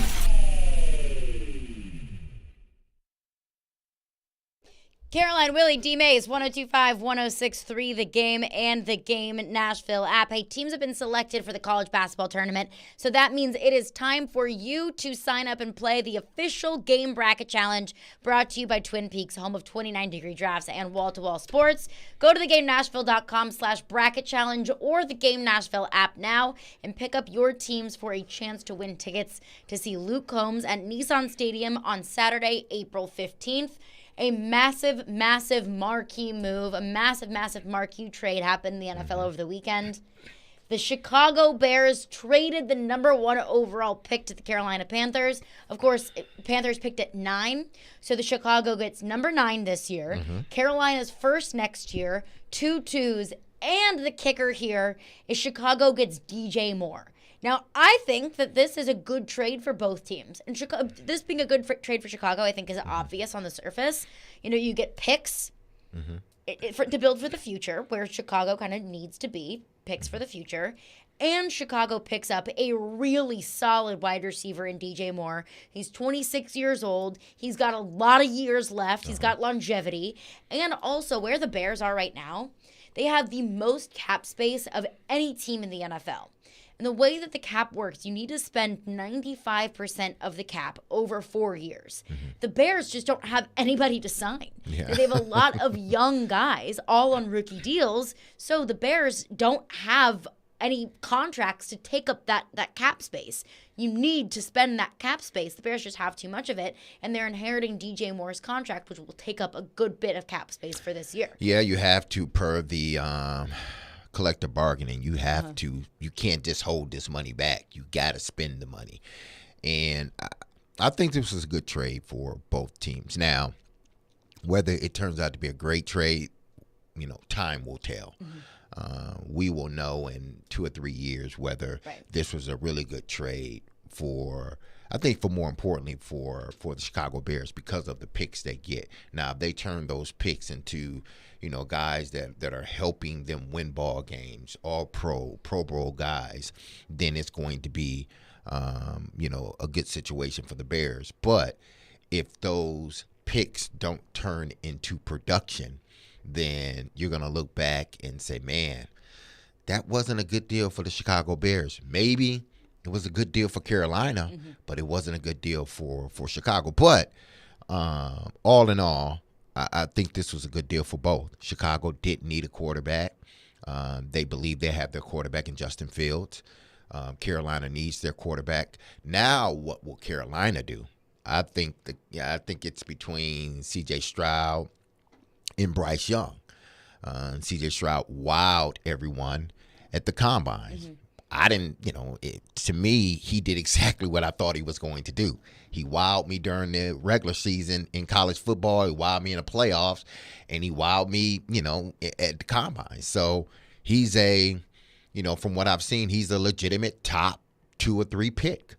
Bryce Young is the same way. So to me, it depends on what are they looking for. What are the Carolina Panthers looking for?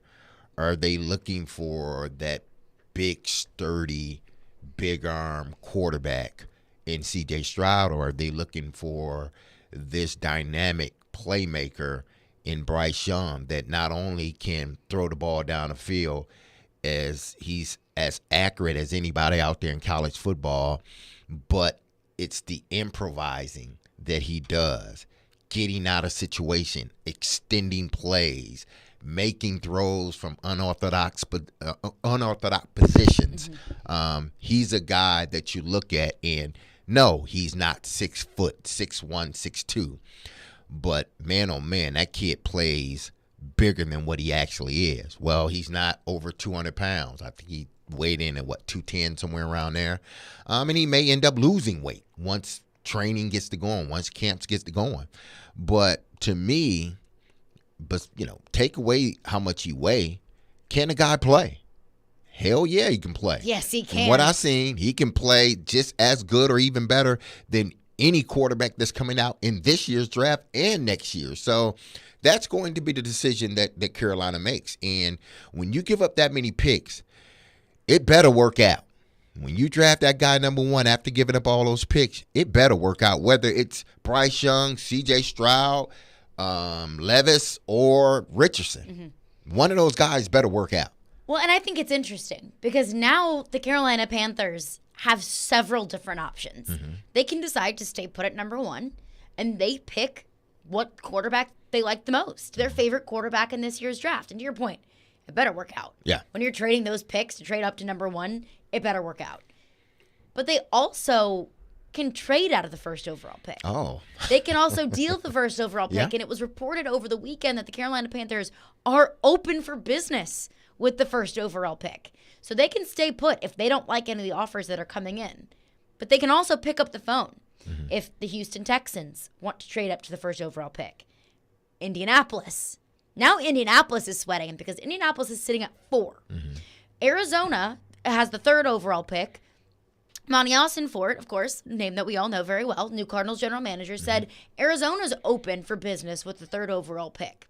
So there could be a quarterback needy team that trades up to number 3. So now 1, 2, and 3 are all taking quarterbacks. Indianapolis needs a quarterback. Indianapolis is taking a quarterback. So now Indy could be sweating, knowing that they could have their 4th option at quarterback with the 4th overall pick. So if I'm Indianapolis, I'm picking up the phone and I'm calling Carolina about the 1st overall pick. So they're not caught with their pants down taking a quarterback that they don't really even want to be their quarterback of the future. So I think Carolina actually made a sneaky smart move, going from 9 to 1, trading the picks, trading DJ Moore because they unload the $20 million cap hit that DJ Moore has this upcoming season. And now they have all the bargaining power in the world. Now they can set the price for the 1st overall pick. Indianapolis can say, look, we're willing to trade you 2 firsts and 2 2s and maybe a 3rd or a 4th for the 1st overall pick.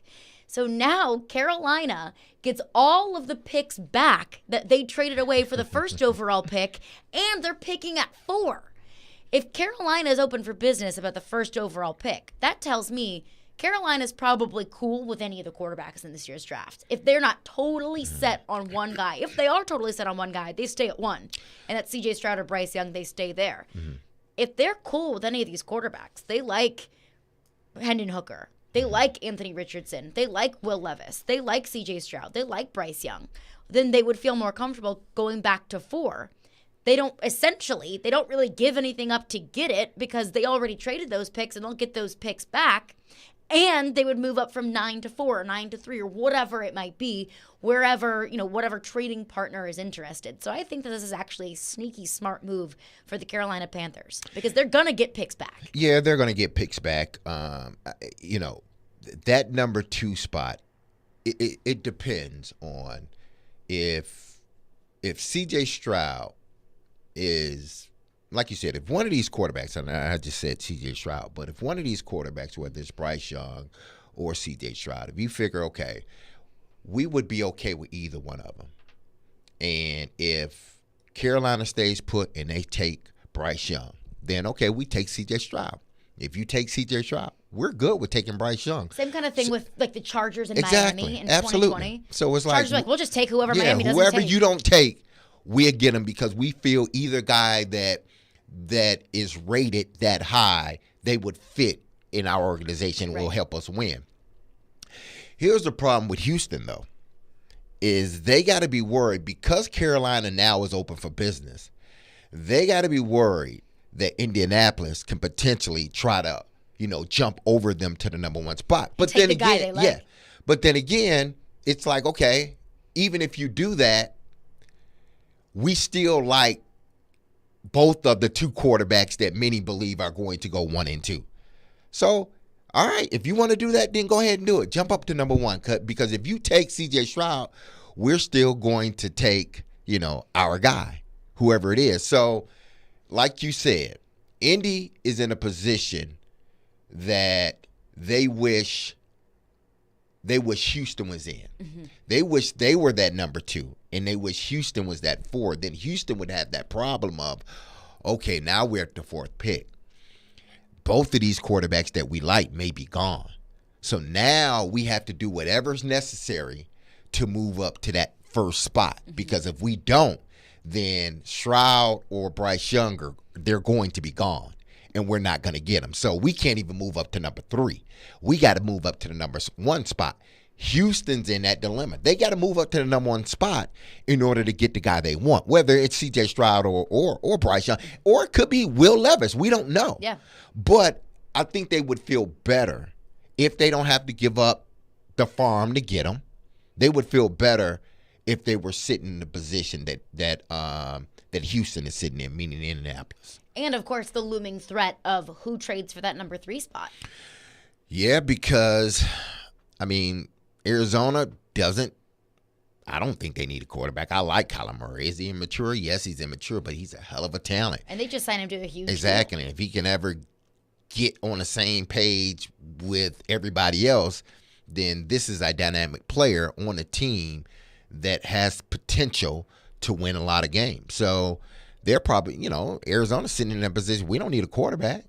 We can just get the best available player, whether it's Will Anderson or one of these other defensive players. Yeah, we can even go get an offensive player. It doesn't matter to us. Yeah. So what do you do as a Houston or a Tennessee Titans if you believe one of these quarterbacks that is out there, Bryce Young, C.J. Stroud, Will Levis, Richardson, one of these 4 quarterbacks, what do you do as a Titans team? Do you try to move up to that 3 spot so you make sure you get your quarterback of the future? And that's what I want to get into coming up next. Mm-hmm. It's a trade between Carolina and Chicago, but I think that inadvertently it does affect the Titans. And we'll explain exactly how coming up next. And, of course, your thoughts, 615-737-1025. Caroline, Willy, DMase, 1025, 106 through the game. The crowd is standing on its feet. It's in the hole! It's in the hole! Join 1025 The Game for the 2nd annual Music City Celebrity Golf Tournament, benefiting Souls for Souls, June 7th at Hermitage Golf Course. Put your team together and come play with athletes, musicians, and other local celebs. See the ball. Support a great cause and have loads of fun. Plus, you'll have the chance to win awesome prizes. Sign up to play, sponsor, or donate at thegamenashville.com/golf.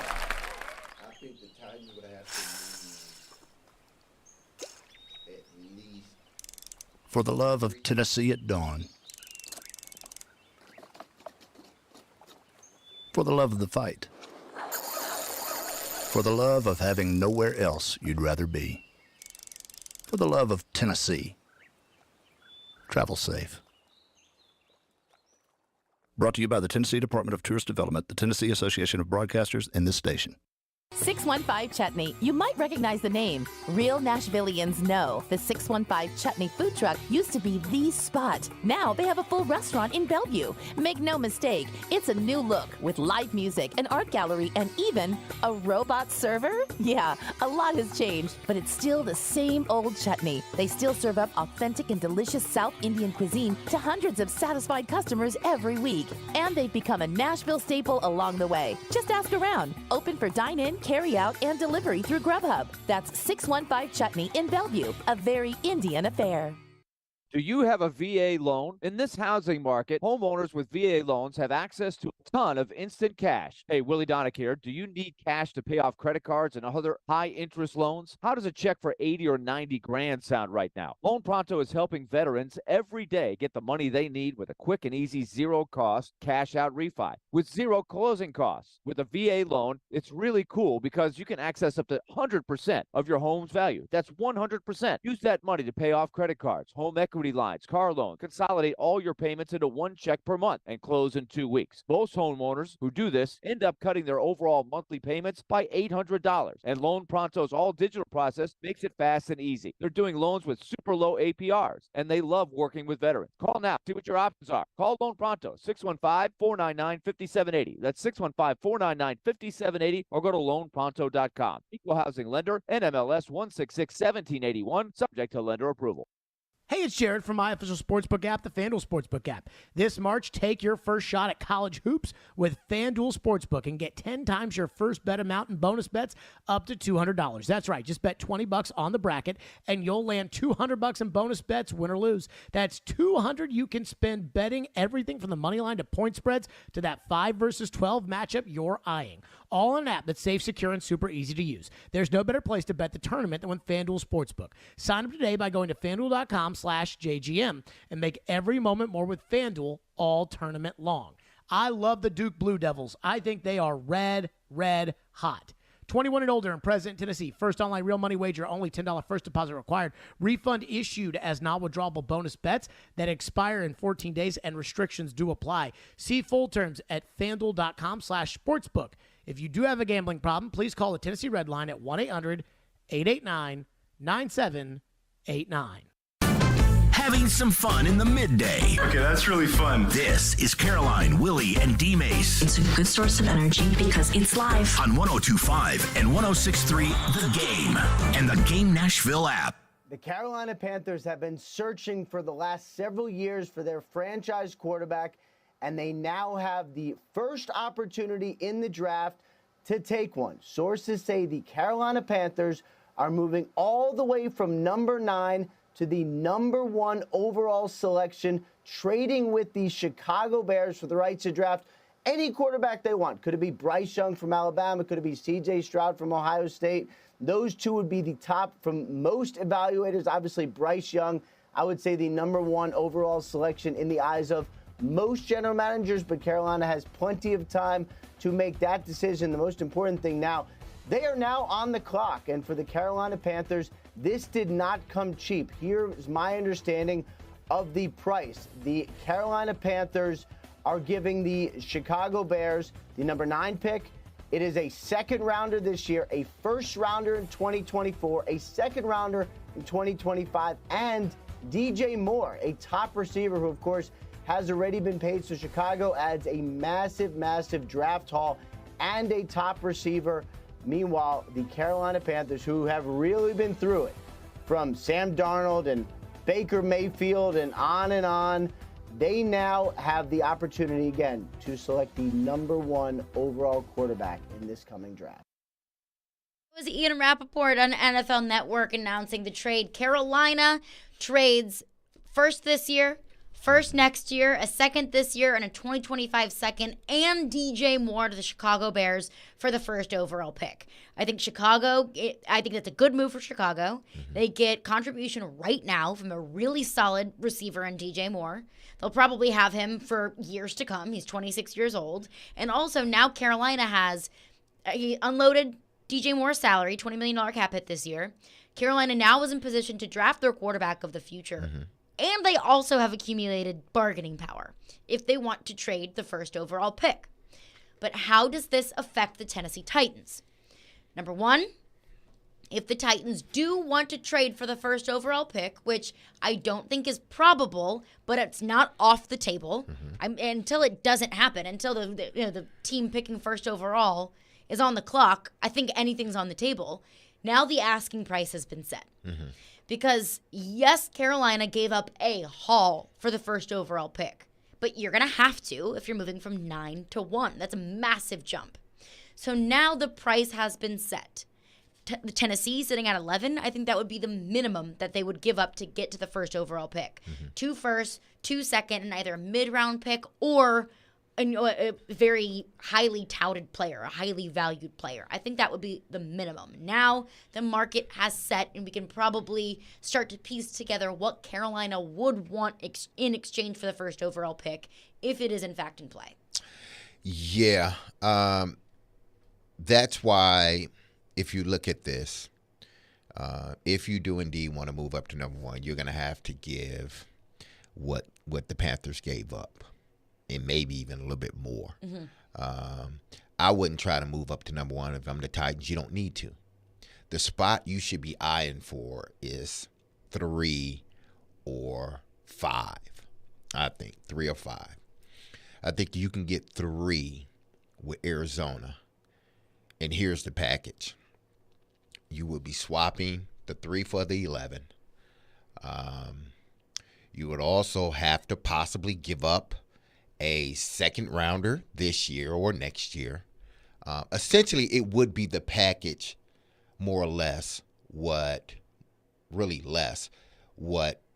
Carolina gave to Chicago, minus the second round this year. Because if I'm moving up from 11 to 3. I'm not giving up my first round and my second rounder if I can help it. I'm not giving up the first and the second. I will give up the second for next year, but I will also throw Derrick Henry in the package because I think Kyler Murray and that offense would benefit from a guy that they can just turn the ball and hand off to that takes the pressure off of Kyler Murray, that he can grow as a leader within this offense, that he doesn't feel like he has to win the game alone by himself. So along with those picks, whatever those picks are, you would have to exchange the 5 for the 11. If it's a second rounder this year or a second rounder next year and another pick, okay. But adding Derrick Henry into the mix, I think would help out the draft. I mean, would help out the swap going from 11 to number 3. But how valuable is Derrick Henry really? I to most mean, of the other teams in the league. Like I've said and I stand by it, Derrick Henry is most valuable to the Tennessee Titans. Yes. But there are so few teams in the league that value running backs in the same breath that the Titans value Derrick Henry. You know, if I'm the Arizona Cardinals and I'm the Titans inquiring about the 3rd overall pick, how valuable of a trading piece or of a chess piece is Derrick Henry truly to the Arizona Cardinals? Well, it would be a lot when you haven't had a 1,000-yard rusher. When you're, the guy that you had, Connor, I believe, last year, rushed for barely 700 yards. Now, I think he missed some games in there. I'm not completely sure. But it would immediately bolster your run game if you add Derrick Henry in the mix, which would bolster your offense. Because, again, Kyler Murray doesn't have to win you games. It makes his job easier. I'm not talking about how many years Derrick Henry have left to play. I give him 2 more years of 1,100, in between that 1,100 and 1,300 yard range. That's still damn good for a back. So if I'm Arizona and I'm sort of in this, we got to win now because we got our guy. We paid him a whole bunch of money. We just fired the last coach. You're bringing in a new coach. We got to start winning. So how do we start winning? Well, we kind of move around in the draft, accumulate some picks, get some veteran guys that can play and still have years left. Derrick Henry still have years left where he's going to play at a level that's better than majority of the running backs in the National Football League. So to me, if you want to move up from that 11 to that 3, it's going to take not only picks, but it's going to take someone like a Derrick Henry to solidify to solidify that exchange, moving from 11 to 3. We saw what Miami did with Jalen Ramsey. They got a 3 for him in that exchange. They may have got some other stuff, but they got a 3rd round pick for him. And this is a guy that's he's late 20s, somewhere around there. He's still playing pretty good football. Not the football he was playing last year and the year before, but he's still a damn good cornerback in this league. Still one of the best cornerbacks in the National Football League. You got him for a 3. If Arizona believes that Derrick Henry still has 2 to 3 years left, why wouldn't you make this trade? Because you're not going to draft a running back of this caliber. And even if you move to 11, you still can get the guy possibly that you want or someone close to him. Say if they were going to draft Will Anderson, well, you can get another rush in or a linebacker at the 11th pick. So why not make that move? The money. The money might deter. But Arizona. you can redo the contract. Yeah, you can restructure the contract, add more years to it, and do it that way. So to me, the money is not really a big issue, because you can restructure the contract and end up, helping yourself out, from that standpoint. And also, under this example, if the Titans do want to trade to number 3, that would mean that the Titans are okay with getting their 3rd option at quarterback. If you're going to trade Derrick Henry. It could be their first option. Yes, but what are the odds that the Titans' first option is Indianapolis's and Houston's 2nd or 3rd? Yeah, you're right. I mean, maybe they love Will Levis. Maybe the Titans see something in Will Levis that no other team in the league, or at least whoever's picking number 1, whether that's Carolina, Indianapolis, whoever it is, Houston at 2, maybe so. But that's a really big risk to take, and that's a lot to trade away if you're going to get the third best option, at least viewed by the rest of the league. But if you think that guy, whether it's Will Levis or it's Anthony Richardson, but if you move up to that 3 spot, what if that second team or that first team says, we don't want neither one of those guys. We don't want C.J. Stroud or Bryce Young. We want Will Levis. Well, hell, at the number 3 pick, we got the guy that was either first or second on our list. But at least you give yourself an opportunity to draft that guy. If you stay at 11, you're not getting either one of them. I mean, at least the top 3. Maybe not even, it depending on how you rank them. Mm-hmm. I rank it Bryce Young, C.J. Stroud, Will Levis and Richardson are the close. You can kind of flip-flop them. Yeah. Either one. Mm-hmm. So if you can move up to the number 3 spot, you may just get the guy you want. Maybe so. It would be way too risky for me to do it. And that would be if you want, what have I said, Caroline? Big kahunas move. Get your quarterback if you can get him. I know. 615-737-1025. TD Teron Davenport will join us coming up next. We'll get his thoughts on free agency so far, or at least the legal tampering period. But let's be honest, it is free agency. Caroline, Willy, DMase, 102.5, 106.3 The Game. ElectronicExpress.com. We make it happen. Every day we are live and local. Are you going to pay $20.2 million for someone who's struggling this much to stay healthy? And your source for Nashville sports. The players got to play better, and they're the ones actually out on the court, and they got to execute. We are Nashville's best sports talk. 102.5 and 106.3 The Game and the Game Nashville app.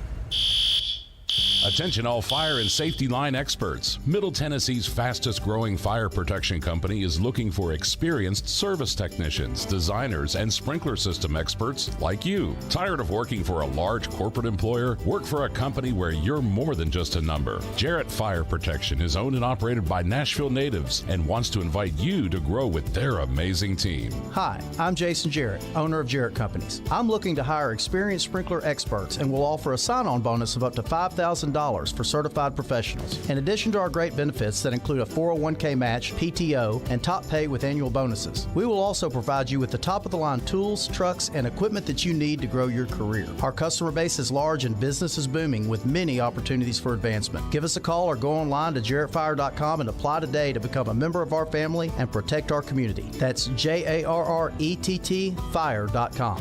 Jarrett Companies, where we are above and beyond industry standards. Hi guys, it's Mark with Hillside Medical Clinic. Are you struggling with erectile dysfunction and sick of the pills? Well, we have a major medical advancement that has helped thousands of men. Our wave technology is backed by 60 clinical studies, including from Cambridge University.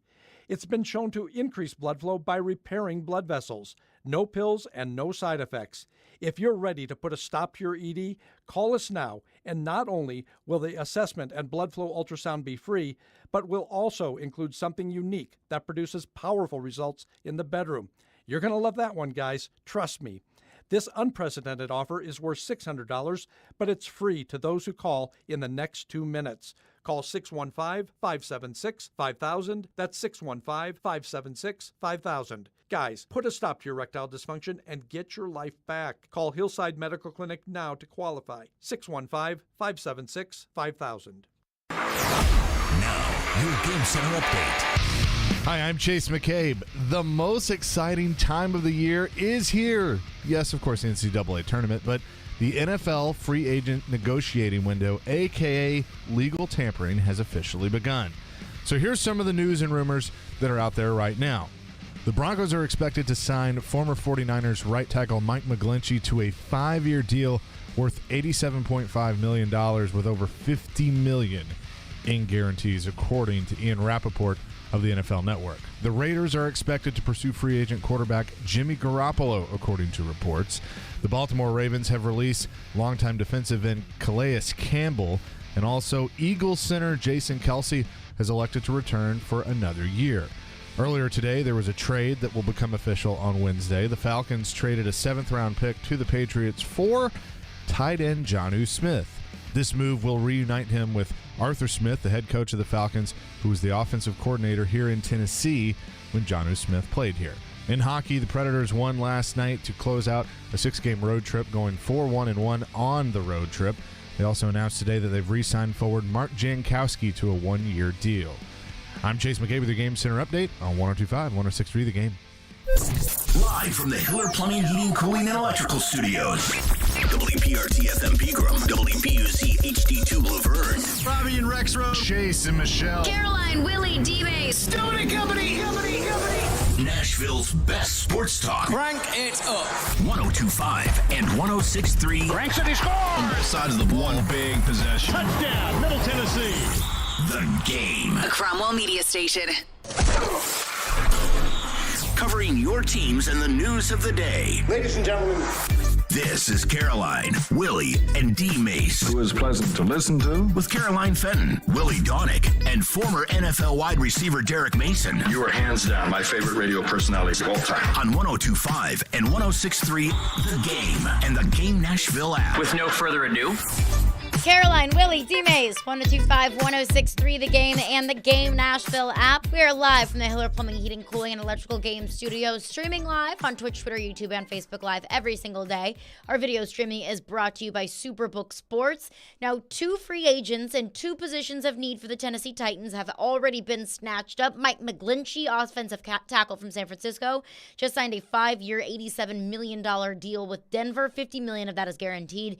Cam Sutton, corner, just got signed by Detroit, 3 years, $33 million, 22.5 of that is guaranteed. Joining us now is Teron Davenport. TD, any news, any word on some of the deals that the Titans could be dipping their toes into? Anybody that the Titans have been chatting with so far today, now that the legal tampering period has started? No, as expected, they were not going to be active in this first wave of free agency. There's a money issue, and they're not going to do any big deals. I think when you look at what they're going to do, it's going to be more on the second and third wave, lower cost free agents. That's how it's going to go. But I wouldn't expect them to be active at all. TD is with us. TD, you and I spoke last week, and you mentioned the rest of the defensive tackle market and how it was on the verge of exploding. Well, Darren Payne just signed a deal, an extension with the Washington Commanders. How does that affect Jeffrey Simmons' deal moving forward, or his negotiations, rather, moving forward? Well, it resets the floor. Actually, that's how it affects it. And you saw Javon Hargrave, he signed a 4-year, I think it was $87 million or $84 million, excuse me, and there's 40 guaranteed in that. So those are some numbers that you have to look at. Hargrave at 30 years old getting that deal is definitely a good thing for him. And, it's a good thing for Simmons as well. So when you look at how things are going to continue to play out, you still have to keep an eye on Quentin Williams and what happens there. I think that's the one to really watch, and those deals are going to more or less mirror each other. Now, TD, looking at what has happened, moving out of that number 1 spot, Chicago moving out of that number 1 spot, Carolina getting it. Do you see any way that, or any reason why the Titans would try to at least move up within that top 3 picks? I know Arizona got the 3rd pick in this year's draft. Obviously, they don't need a quarterback, but they could end up drafting, best player available. But do you think the Titans could move that high, and would it take exactly what Carolina gave up to move up? Yeah, it's going to take pretty much that. Obviously, they don't have a DJ Moore to put in the trade, so, I'm not sure how they supplement that part of it. But, if C.J. Stroud is there, that's something I could see them moving up and doing. But, keep an eye on Anthony Richardson. He's someone that everybody is really interested in. And you watch the combine, what he did there, and then you go back and you watch his film, the wow plays are there. So that's a possibility. But I don't know that they do that because it's just development quarterbacks. That's something that I'm not sure that they have in that room, just someone that is able to really nurture Richardson and bring him along, because there is a lot of development that has to happen for him to reach that potential that he has. So C.J. Stroud, though, I could see them moving up for him. That's definitely a possibility. Now, we've seen the Titans make significant cuts with veteran guys that haven't, played to the level of their contract.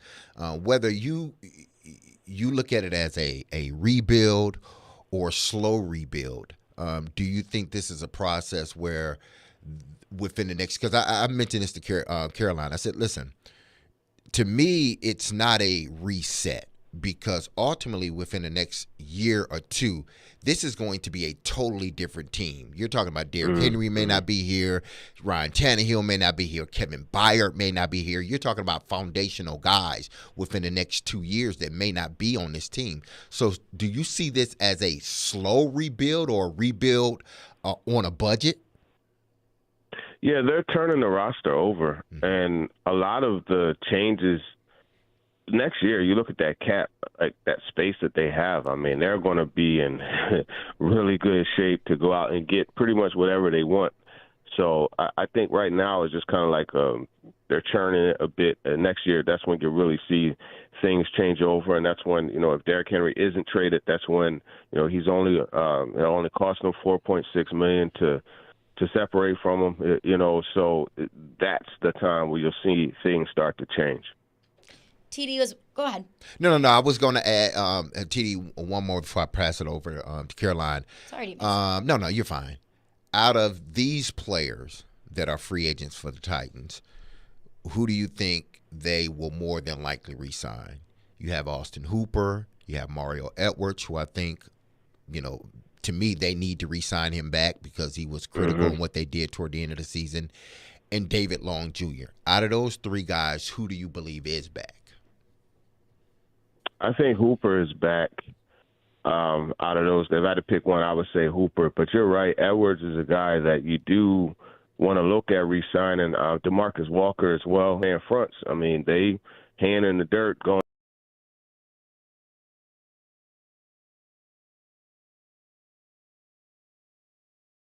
Walker's probably going to want a little bit more money than Edwards, but I definitely would look at bringing Edwards back. But out of those three, yeah, Hooper, I would say. TD is with us, Jerron Davenport. TD, DMase said last week he thinks it's in the best interest of the Titans to trade Derrick Henry. Now, I thought that he was absolutely off his rocker. Am I wrong? It's not a crazy idea, honestly, because there is turnover with this roster. And you look at what a lot of the successful teams have done. They got rid of a player a year early as opposed to a year late. And Derrick Henry, that's not to say that he's having some type of fall off or anything like that, but I think if they trade him, now you're getting some type of value as opposed to cutting him and just not having anything come back in return. At the same time, it's Derrick Henry, so it's a very emotional, tough decision. And that's the good thing about Rand Carthon coming in here. He doesn't have emotional ties to Derrick Henry like John Robinson did or like Mike Vrabel, does. So it's a move that he can make. I don't think it's crazy at all to do it. It's going to really signify what they're looking to do right now and rolling into next year. TD is with us. TD, we see some more dominoes in the quarterback carousel start to fall. Jimmy Garoppolo just signed with the Raiders. So now that leaves all of the Jets' backup options already taken. Aaron Rodgers said, it could be the Jets, it could be retirement. He does have the option to go back with the Green Bay Packers. What do you think is the most likely scenario for the New York Jets and for Aaron Rodgers, given that Derek Carr and Jimmy Garoppolo are off the table? Yeah, it's funny. Aaron Rodgers said he didn't want to hold the Packers hostage or anybody hostage until March. Well, here we are. It's mid-March, and guess what he's doing? So I don't know, man. It just – if I'm Green Bay, like I'm dying to part ways because I don't want to deal with this every year. And you got Jordan Love waiting. You got to see what you got in him as far as like in live action consistently. I think they find a way to get the deal done. And with every day that's passing, I think it works in the Jets' favor because you're getting deeper and deeper into the period where the Packers are like, man, let's just get it done, man. That's the first. They probably wanted whatever, a couple first-round picks or whatever. But I would imagine that the value of that trade is going down as we get further into free agency because the value of, Aaron Rodgers to them is diminishing. Now, TD, you said that you don't see the Titans making any moves And I don't either. I don't think they're going to make any moves this first wave of free agency. I think they will come that second and third wave, more so that post-June 1st once all those cuts are made.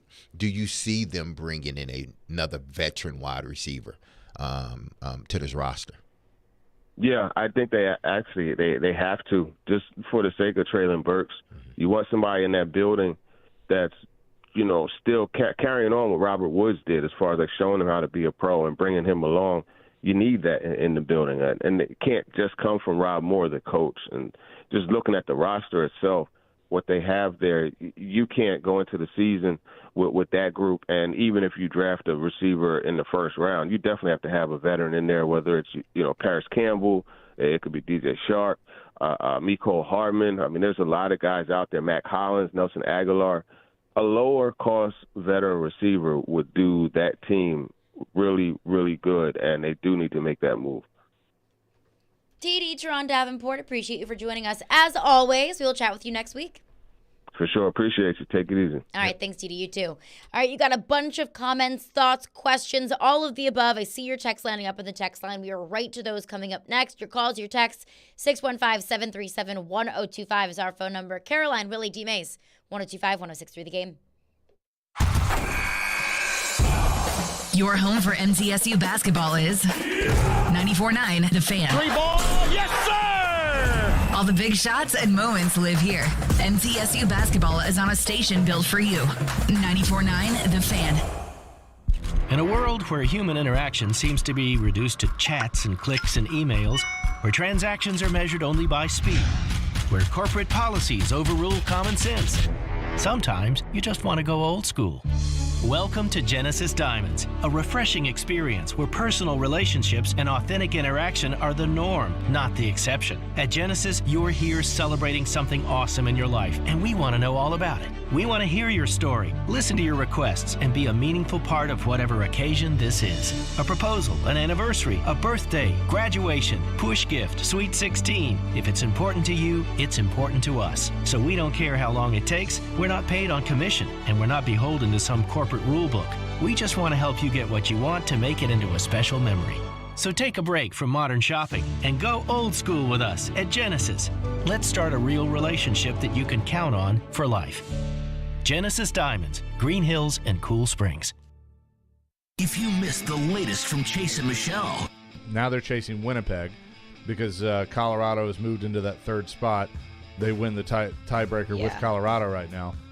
It's a log jam, but they're going to need some help. They got to keep winning, but then they're going to have to get some help, too, to make the playoffs. And look, it would be a great story if they did, and they got some games in hand to work with. But if they sell off all these assets and still make the playoffs, that would be really cool. I agree, Chase. We talked about it last week. You want to see one of two things. There's three things that could happen, but you want to see either two of them. I'm sorry. Math is hard. There's three situations that could happen. You could tank out and be in the contention for the lottery, right? Top 11 picks, and have a chance at potentially getting Bedard. Yep. Leap the bed for Bedard. Yep. You could keep winning, and the Preds just barely sneak into the playoffs. Or three, you could kind of win. Stay where you are. Stay where you are, be mediocre. You're not in that top 11. You don't make the playoffs, and then you're kind of just in this weird middle spot. Two of the three things I'm totally cool with happening. First one being, if you kind of lose out and you're on a hot streak for a little bit, and then you don't find yourselves in a playoff spot, but you still have an opportunity to be in that draft lottery to go for Bedard. Yeah, it'll be a very, very small percentage. But listen, you still have that opportunity while you are in a rebuild right now. Or see if these young players, this young group, can go on a bit more of a run, keep winning, keep stacking those wins. You're 6 points behind right now. I think about 23% chance to make the playoffs. Chase and Michelle, weekdays from 9 to 11 on 102.5 and 106.3 The Game and the Game Nashville app. Anyone want to tell me what happened? Did you miss any of today's show? It's okay. It's fine. Don't worry. Subscribe to the Caroline, Willy, and DMase podcast on Apple, Spotify, and other podcast platforms, or by going to theGameNashville.com. All right, I'll give it a shot. Having some fun in the midday. Yeah, it's awesome. This is Caroline, Willy, and DMase on 102.5 and 106.3 The Game and the Game Nashville app. Caroline, Willy, DMase, 102.5, 106.3 The Game, and the Game Nashville app. You can join 102.5 The Game from the Rusty Nail this Friday for the second day of the opening round of the tournament. Enjoy $3 two-lane beer drafts while watching some hoops during its St. Patrick's Day celebration. The Rusty Nail is located in Hermitage and provides a great local atmosphere with a large outdoor patio and volleyball courts, plus great drinks and great food, especially the wings. That is 102.5 The Game at the Rusty Nail at 4054 Andrew Jackson Way in Hermitage this Friday. Doors open at 10 a.m. Lengthy little address there. The Rusty Nail. The Rusty Nail.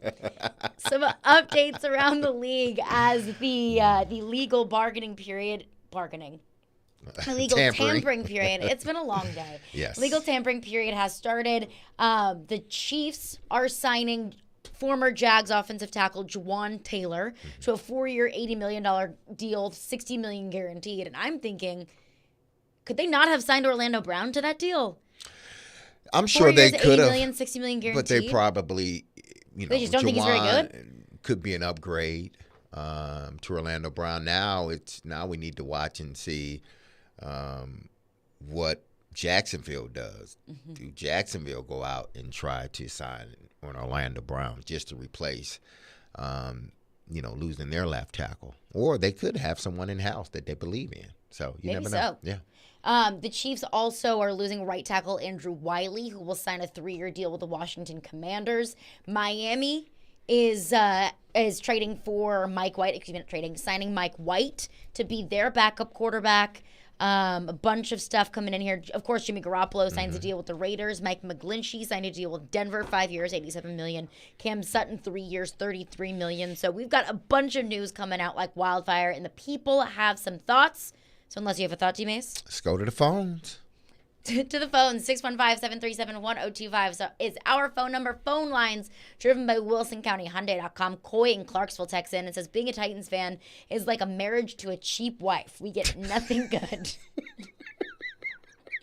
Well, that's one way to put it. I didn't know you were buying wives. Yeah. I mean, I guess you can do it, cheap yes. Wife a cheap entails. wife. I guess he means a wife that doesn't like expensive things. I hope that's what he means. Maybe so. I hope so. But to that point, the Titans are not in a position right now to go out and sign a big-time deal with a bunch of money guaranteed, to essentially overpay for a free agent. They're not in the place to do that. I don't think that the Titans are a cheap organization. Of course, they've made moves in recent history that may make you think that. But overall, in terms of cash spent, the Titans were 10th in the NFL last year in cash spent on their defensive players last year. Like, the Titans are not a cheap franchise. They just aren't in the position right now to make moves like that, to sign, an $80 million left tackle. Yeah, and, the money that they did spend, it didn't work out for them, whether it be Robert Woods, Dupree. That's just naming two guys. Well, you sign these guys sign these guys to these contracts, and you did not reap the benefits of it. The production on the field didn't match the pay that you were giving them. So evidently, obviously they end up cutting Robert Woods and Dupree, but they waited, 2-3 years before they cut Dupree. Yeah. So right now, this is not a team, like you said, Caroline, this is not a team that's 1 or 2 players away. So why am I going to go out and spend all this money on a free agent guy when we have other needs? Like, we got offensive line needs. We got to get some linebackers. We got to get, backup quarterbacks. We got a lot of things to do. We can't afford to go out and pay top dollar for 1 or 2 free agents, and we still end up a 8 or 9 win team. Gunner texts into the text line. Indy Ben, our good old friend Indy Ben, texts into the text line. Says, if you think Chris Ballard is dealing away a bunch of high picks to move up a few spots, then you're nuts.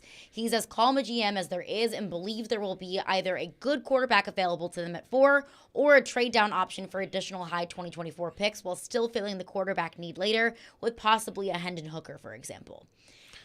Oh, I'm not trusting Ballard with my quarterback situation, even though, Andrew Luck was a no-brainer. I mean, I could have picked Andrew Luck and been great. But the moves you have made since Andrew Luck, chose to retire have not worked out for this team at all. So I'm not going to sit here and just believe that Indy's going to stay put. They could and still end up getting their quarterback. I can't see them moving down in the draft. No. They want their quarterback, and they're going to get their quarterback, whoever they believe that guy is. And I don't think it's a Hendon Hooker or anybody else below the top 4 that are projected to go, first in the draft. Jim Irsay has been as adamant as anyone that he wants their next Peyton Manning. He wants their next Andrew Luck. He wants that quarterback that brings them into the modern Super Bowl era. Maybe Hendon Hooker is that guy, but not drafting a quarterback in the first round this year, I don't think is even in the question for Indianapolis. And there has to be a guy in this draft, or guys, whether it's Bryce Young and CJ Stroud or Anthony Richardson, whoever it might be. There has to be someone in this draft that Indianapolis just loves and would be willing to do anything to get. And if Indianapolis is sitting in the position that they're in right now, they have no quarterback. They've been on the quarterback carousel for the last 4 or 5 years. Indianapolis would be crazy to not do whatever it takes to go get that quarterback. If they believe it, he's there. If they think that he is there, and if they think that there is a wonderful opportunity that's going to pass them by when they stay at 4, if they stay at 4, then they're going to do whatever it takes to trade up. Maybe they're not willing to dish out what it takes to get to 3 or to get to 1. That's a different story, but they at least are going to try. Yeah. I can't see them not trying, considering what has happened to this organization since Andrew Luck has retired. Quinn Clarksville texts in and says, how do the Chiefs have money and the Titans don't? Are we tanking on purpose? I don't think the Titans are tanking on purpose. I don't think that ever came into, the equation, them tanking. Now, I don't know how or, how Kansas City got to a point where they have more money than the Tennessee Titans, maybe restructuring contracts. But you got to understand, too, when you have your franchise quarterback, you can afford not to spend as much money, i.e. Tyreek Hill. They traded away Tyreek Hill, and what happened? They still won a Super Bowl. I mean, when you have that guy underneath center, you don't need a whole bunch. Right. You got Travis Kelce, who's the best tight end in the National Football League. Well, that's really all you need, and some good players around him, and that's what Kansas City had. Well, the Titans, they had a Patrick Mahomes, best believe. You would probably see them doing some of the same things that Kansas City's doing. As long as we have that quarterback underneath center, we don't need to overpay guys to come. Guys are going to want to come. Right. And I think, too, the Chiefs are making strategic moves.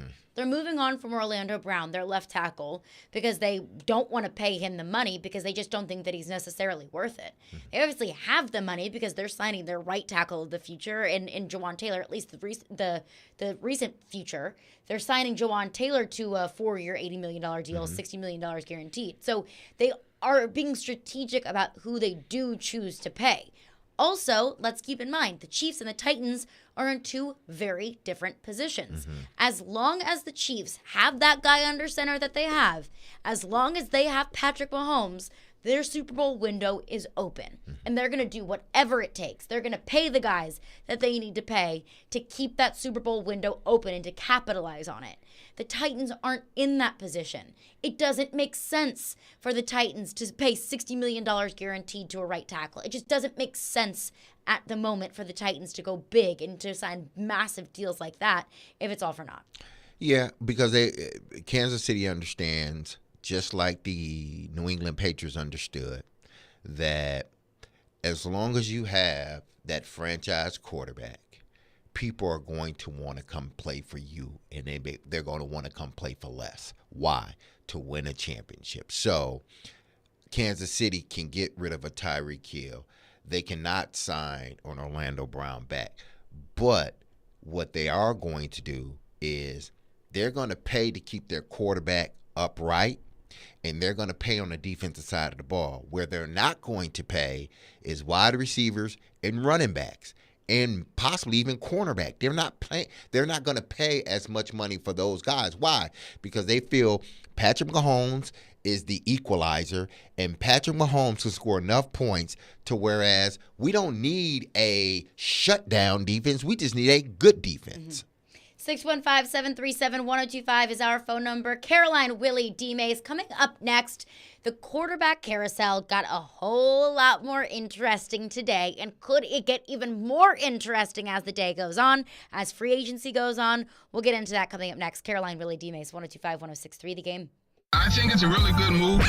TD, it's never the offseason for ESPN's Teron Davenport. I mean, that's something you obviously have to look at. He's always talking about what's next for the Tennessee Titans. Quarterback is a really important thing that they have to get determined. Check out TD, Mondays at 1, Thursdays at 3, and Friday mornings at 8:30. Plus, the Talkin' with TD podcast. Looking forward to that. TD is on 102.5 and 106.3 The Game. When you want live and local. If they were just better at the offensive line. You can be a contender in the AFC again. They've had more winning seasons than not. 102.5 and 106.3 The Game has you covered. Looking for some national programming? Why do I want to get a running back like that 5 more years? The AFC now is so deep at quarterback. Check out 94.9 The Fan. Nashville's home for all things sports is 102.5 and 106.3 The Game and 94.9 The Fan. Finding great people to hire is like trying to find a needle in a haystack. It's pretty difficult, right? Well, ZipRecruiter has mastered finding a needle in a haystack, so they take it to the next level. They make hiring so simple that it's like finding a needle in a needle stack. And that's why you should try ZipRecruiter for free at ZipRecruiter.com/radio. Here's what it's like to use ZipRecruiter.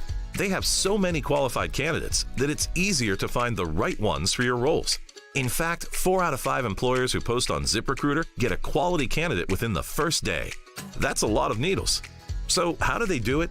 ZipRecruiter's powerful technology sends you candidates who are a great match for your job, and you can even invite your top choices to apply. So if you want less hay and more needles, head to ZipRecruiter. And right now, you can try ZipRecruiter for free. That's right, free at ZipRecruiter.com/radio. That's ZipRecruiter.com/RADIO. ZipRecruiter.com/radio. ZipRecruiter, the smartest way to hire.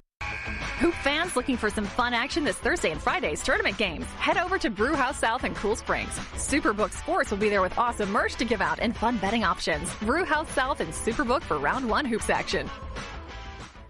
102.5 and 106.3 The Game is live and local. And now, let's meet the starting lineup. Robbie and Rex Road 6 to 9. You are talking about a team that's building a roster. Chase and Michelle 9 to 11. He's still under contract. It's not always X's and O's. Caroline, Willy, and DMase 11 to 2. Trades, free agents. Let's get it going. I think this is a good hire. And Stillman and Company 2 to 6. I can give you one of the best coaches in the league. And don't forget, we're your home for all things Nashville. He scored! Nashville's best sports talk. 102.5 and 106.3 The Game. Hey Nashville, it's Max Kellerman, and you're listening to Nashville's best sports talk, ESPN 102.5 The Game. Join 102.5 The Game for the 2nd annual Music City Celebrity Golf Tournament benefiting Souls for Souls on June 7th at Hermitage Golf Course. Put your team together and come play with athletes, musicians, and other local celebs to support a great cause and have loads of fun. Plus, you'll have the chance to win awesome prizes. Sign up to play, sponsor, or donate at thegamenashville.com/golf. So things just got really, really, really interesting for the quarterback carousel. Of course, Derek Carr going to the Saints, that started everything. And Jimmy Garoppolo has just signed with the Raiders. Now, that leaves the New York Jets in a really uncomfortable position. The New York Jets have gone all in on Aaron Rodgers. We know that the GM had meetings with Derek Carr. They told Derek Carr, you could be a Hall of Fame quarterback if you came to play for the Jets. And I thought, okay, if you really thought that, you'd sign him. So I think that the Jets were just courting Derek Carr to keep him in their back pocket in case Aaron Rodgers didn't work out. Derek Carr goes to the Saints. That's one backup plan that's off the table. Jimmy Garoppolo could have been another backup plan. Well, now Jimmy Garoppolo is heading with his former offensive coordinator and Josh McDaniels to the Raiders. And now, who are you left with?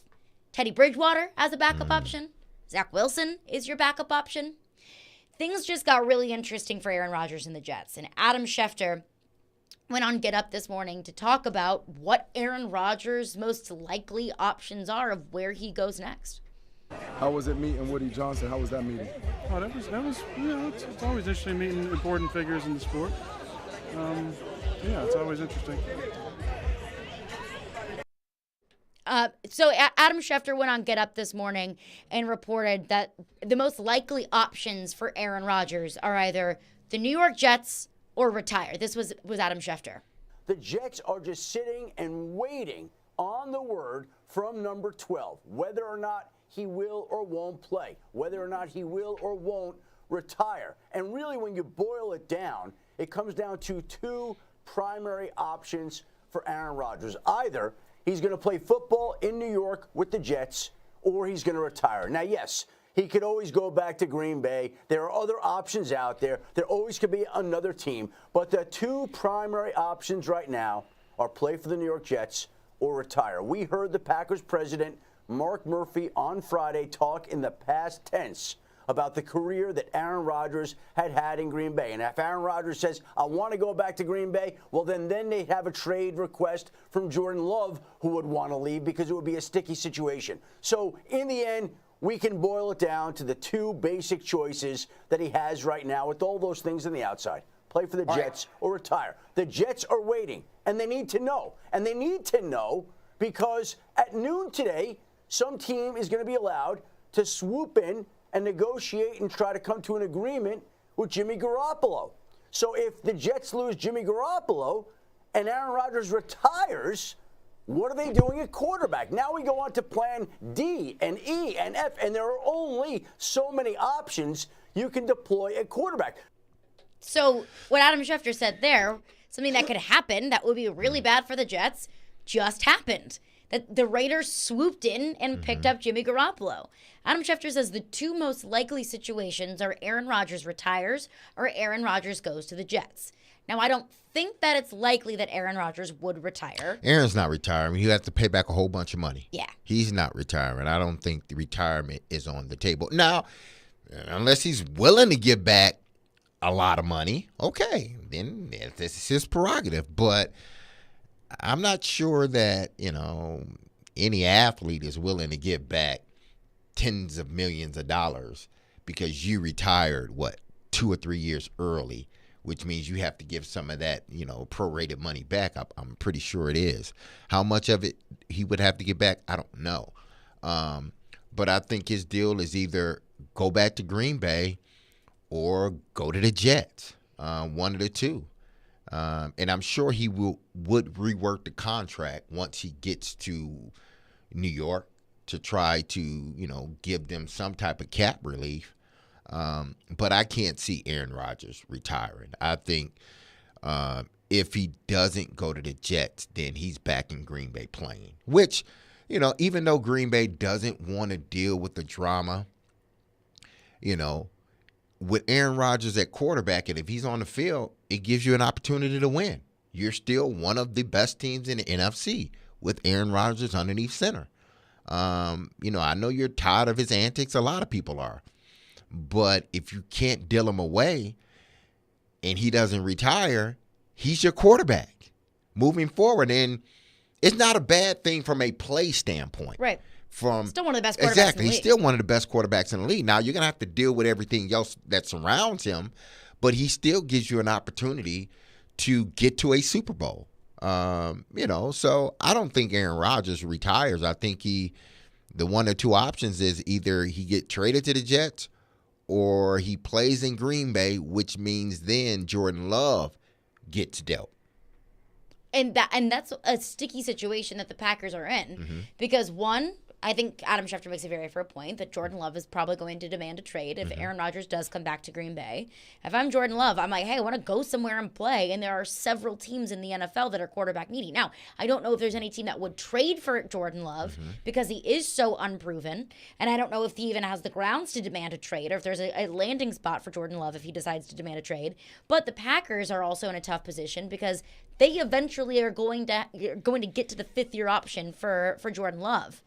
And he was drafted in 2020, so he's going into year 4. They need to decide what they want to do with Jordan Love moving forward this year. If I'm a team and say, if before the draft, Aaron Rodgers, they can't work out a deal with the Jets, and Aaron Rodgers is back in Green Bay.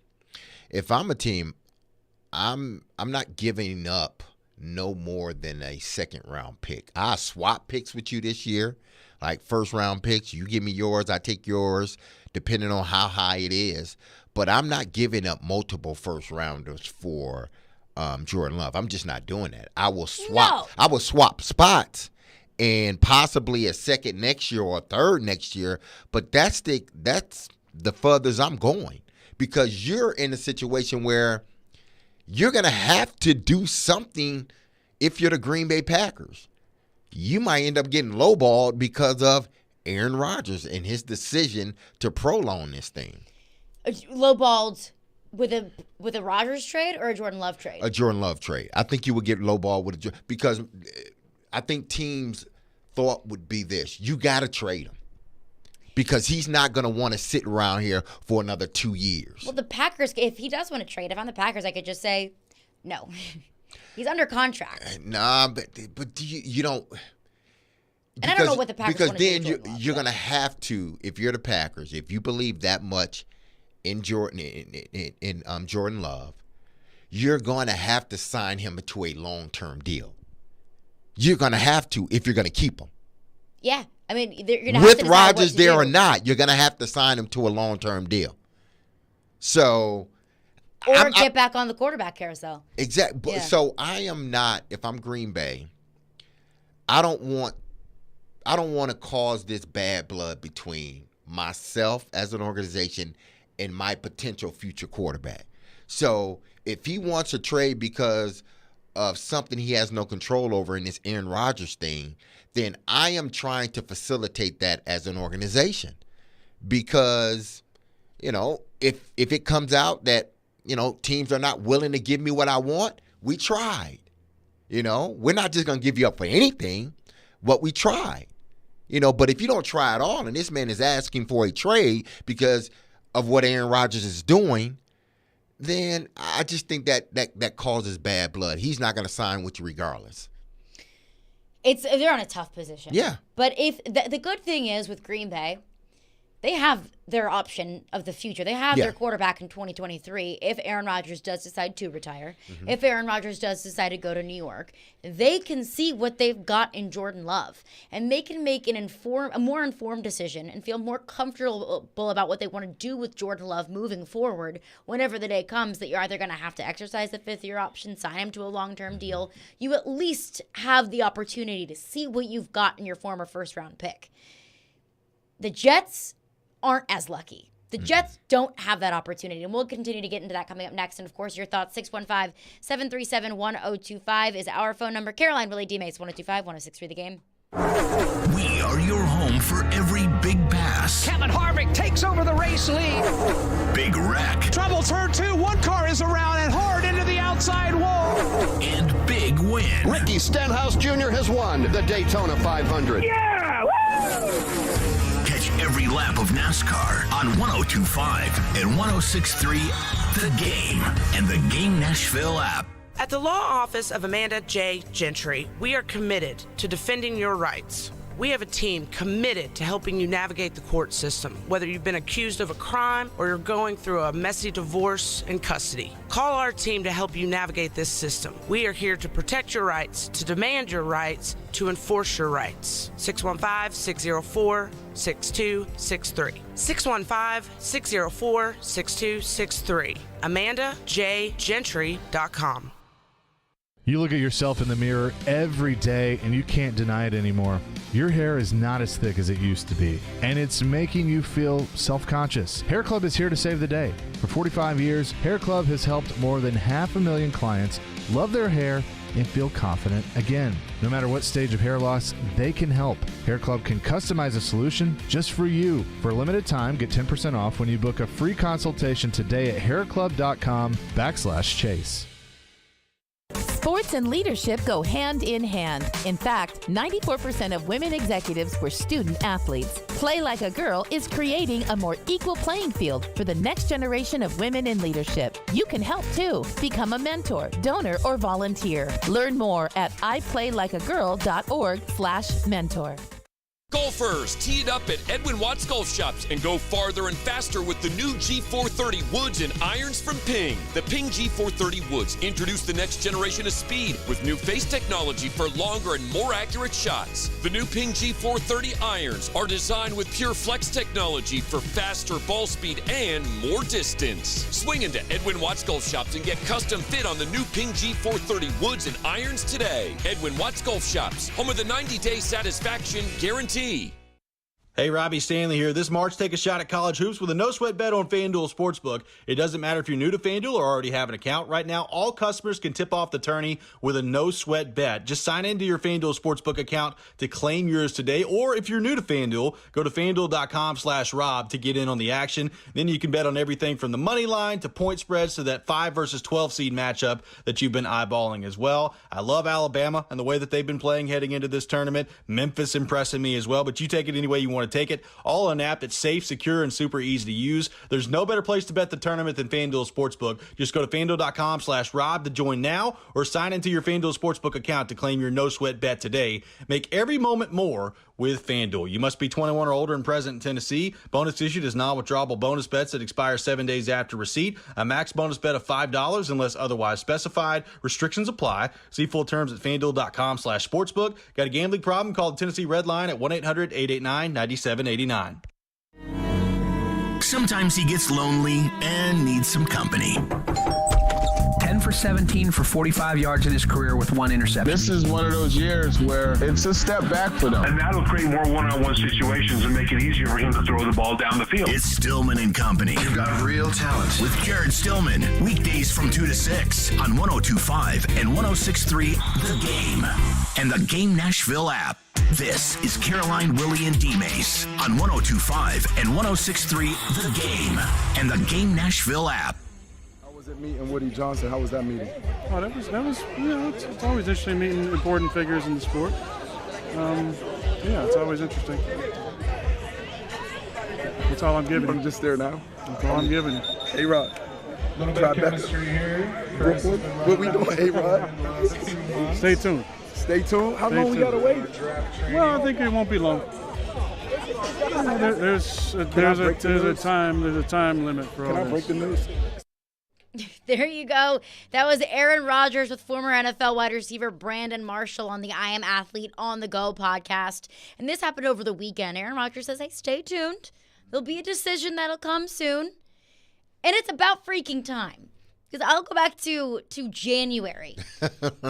Aaron Rodgers is at the podium in Green Bay. Reporters are asking him about when are you going to make a decision? Where are you going to be? What are your priorities? And he said, look, hey, it's January. March is free agency. We have time. I don't want to hold anyone hostage. Well, now it is free agency. Yeah. Now it is March. And Aaron Rodgers has held not one, but 2 NFL franchises in complete hostage. The Green Bay Packers are in hostage of Aaron Rodgers because they need to decide what they're going to do with the future. They need to decide how they are going to be spending the rest of their money. Are they going to have, all of a sudden, all this cap space free up and all of this available cash free up because they won't have Aaron Rodgers in the future? They need to make decisions about what they're going to do about their football team.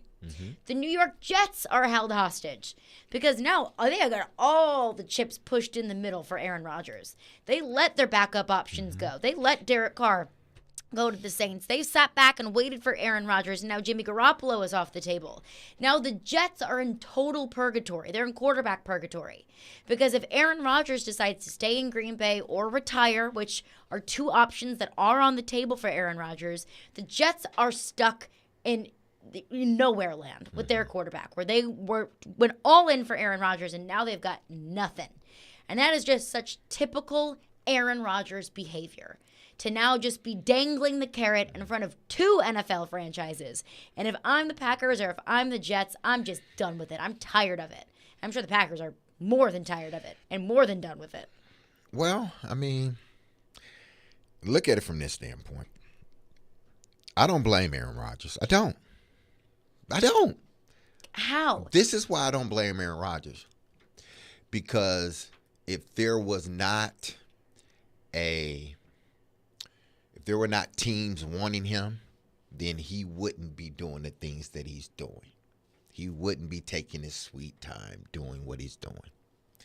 If the Jets didn't make it so known, it's just like it's like being in high school and you have that girl and you're just falling. She knows it. You just tripping over her, trying to get to talk. It's just like, and she knows it. She knows it. And she knows it. So she's probably thinking in her head, as all high schoolers do, what's the rush? Like, why do the dance will be here in 2 months. I got 2 months to tell you whether you and I are going to the dance. You know why? Because you've made it known to everybody in the school that you want to go with me. Not Susie, not Tam, not name it Caroline. You want to go with me. So if that's the case, why do I need to tell you now? You see what I'm saying? Why do I need to tell you now? Because you've told everybody that that's the girl that I want. I'm pushing or that's the guy that I want. I'm pushing all my chips. I'm buying flowers. I'm doing the whole sign outside your house. Would you go to the dance with me? All this stuff. Why do I got to wait? I mean, why do I got to rush? What is the advantage of not making up your mind? Or at least making a decision? When you said 2 months ago that you weren't going to do exactly what is it the is disadvantage? You're doing. I'm still getting my money. Yes, he's getting his money. I'm still going to be on somebody's team. There's no disadvantage. That's what people got to start understanding. I think it's respect. And I get that part. Yeah. But what have I always said? Respect in sports don't really live too long. It's quick. Respect is quick, very quick. And loyalty is very quick. But again, why does Aaron Rodgers have to make a decision right now to please us? That's why. It's not because he's going to be on Green Bay's team or the Jets, and he knows that. And there's nothing nobody can do about it because Green Bay's not going to cut him. They can't. Hell, they're stuck. And the Jets ain't going on. They're not going anywhere until they know we got to go now. They can't. Exactly. So don't blame. And I get it. I know when I'm saying it, it's like, okay, I understand that. But I'm not mad at Aaron Rodgers. I'm not. Because the Jets have made it known to everybody in professional sports. I don't care what sport you in. The Jets have told everybody, we want Aaron Rodgers. We want him. Now that Tom Brady's gone, we want Aaron Rodgers, and we will do whatever it takes. And we're going to wait until Aaron Rodgers makes his decision. And we'll hire your former OC. Exactly. Like it. And Green Bay is like, I wish he does. I wish he'd do something. But even them wishing, they can't do anything with them because they're stuck. Yeah. And I don't blame Aaron Rodgers because those fools chose to sign him to that contract.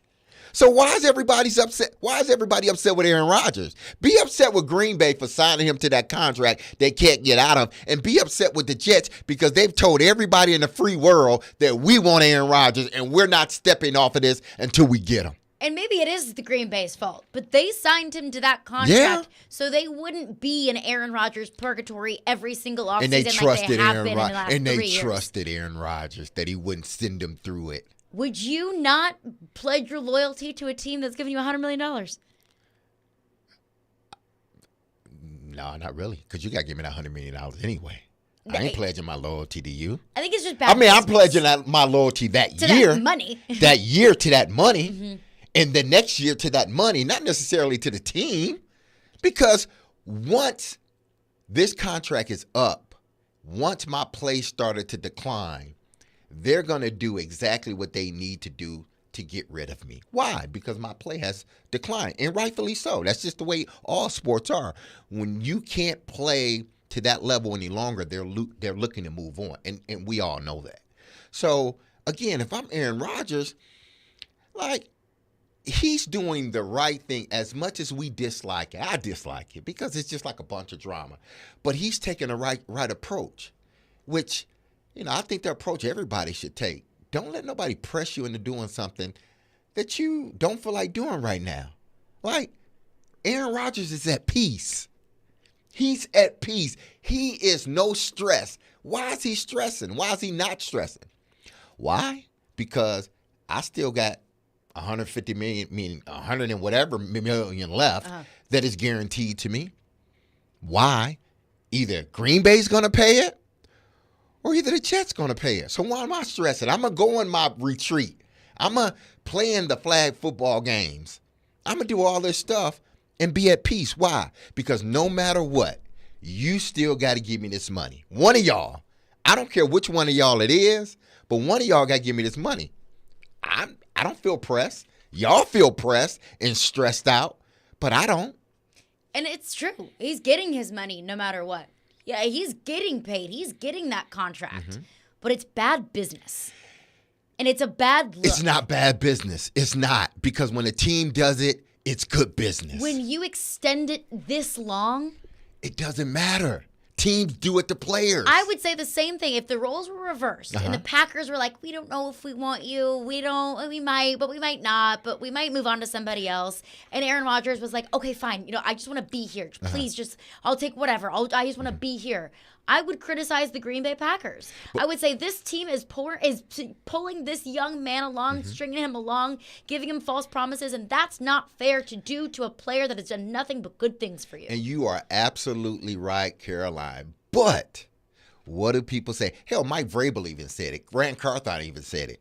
He's under contract. He's under contract. That trumps everything. He's under contract, and that's what people outside of you would say. We would say, man, just get it over with. Let the guy go. Let him do this. Aaron Rodgers, move on. Let the Packers move on. But there are some people that are saying, well, let him make a decision when he wants to make it. The money's there, Ooh, the money's there, but somebody's going to be left with their pants down. Yeah. I know that it is inevitable. But that is going to do it for us today. We will be back tomorrow at 11 a.m. Stillman & Company is up next. Peace. ElectronicExpress.com. We make it happen. Now's the time to get a great deal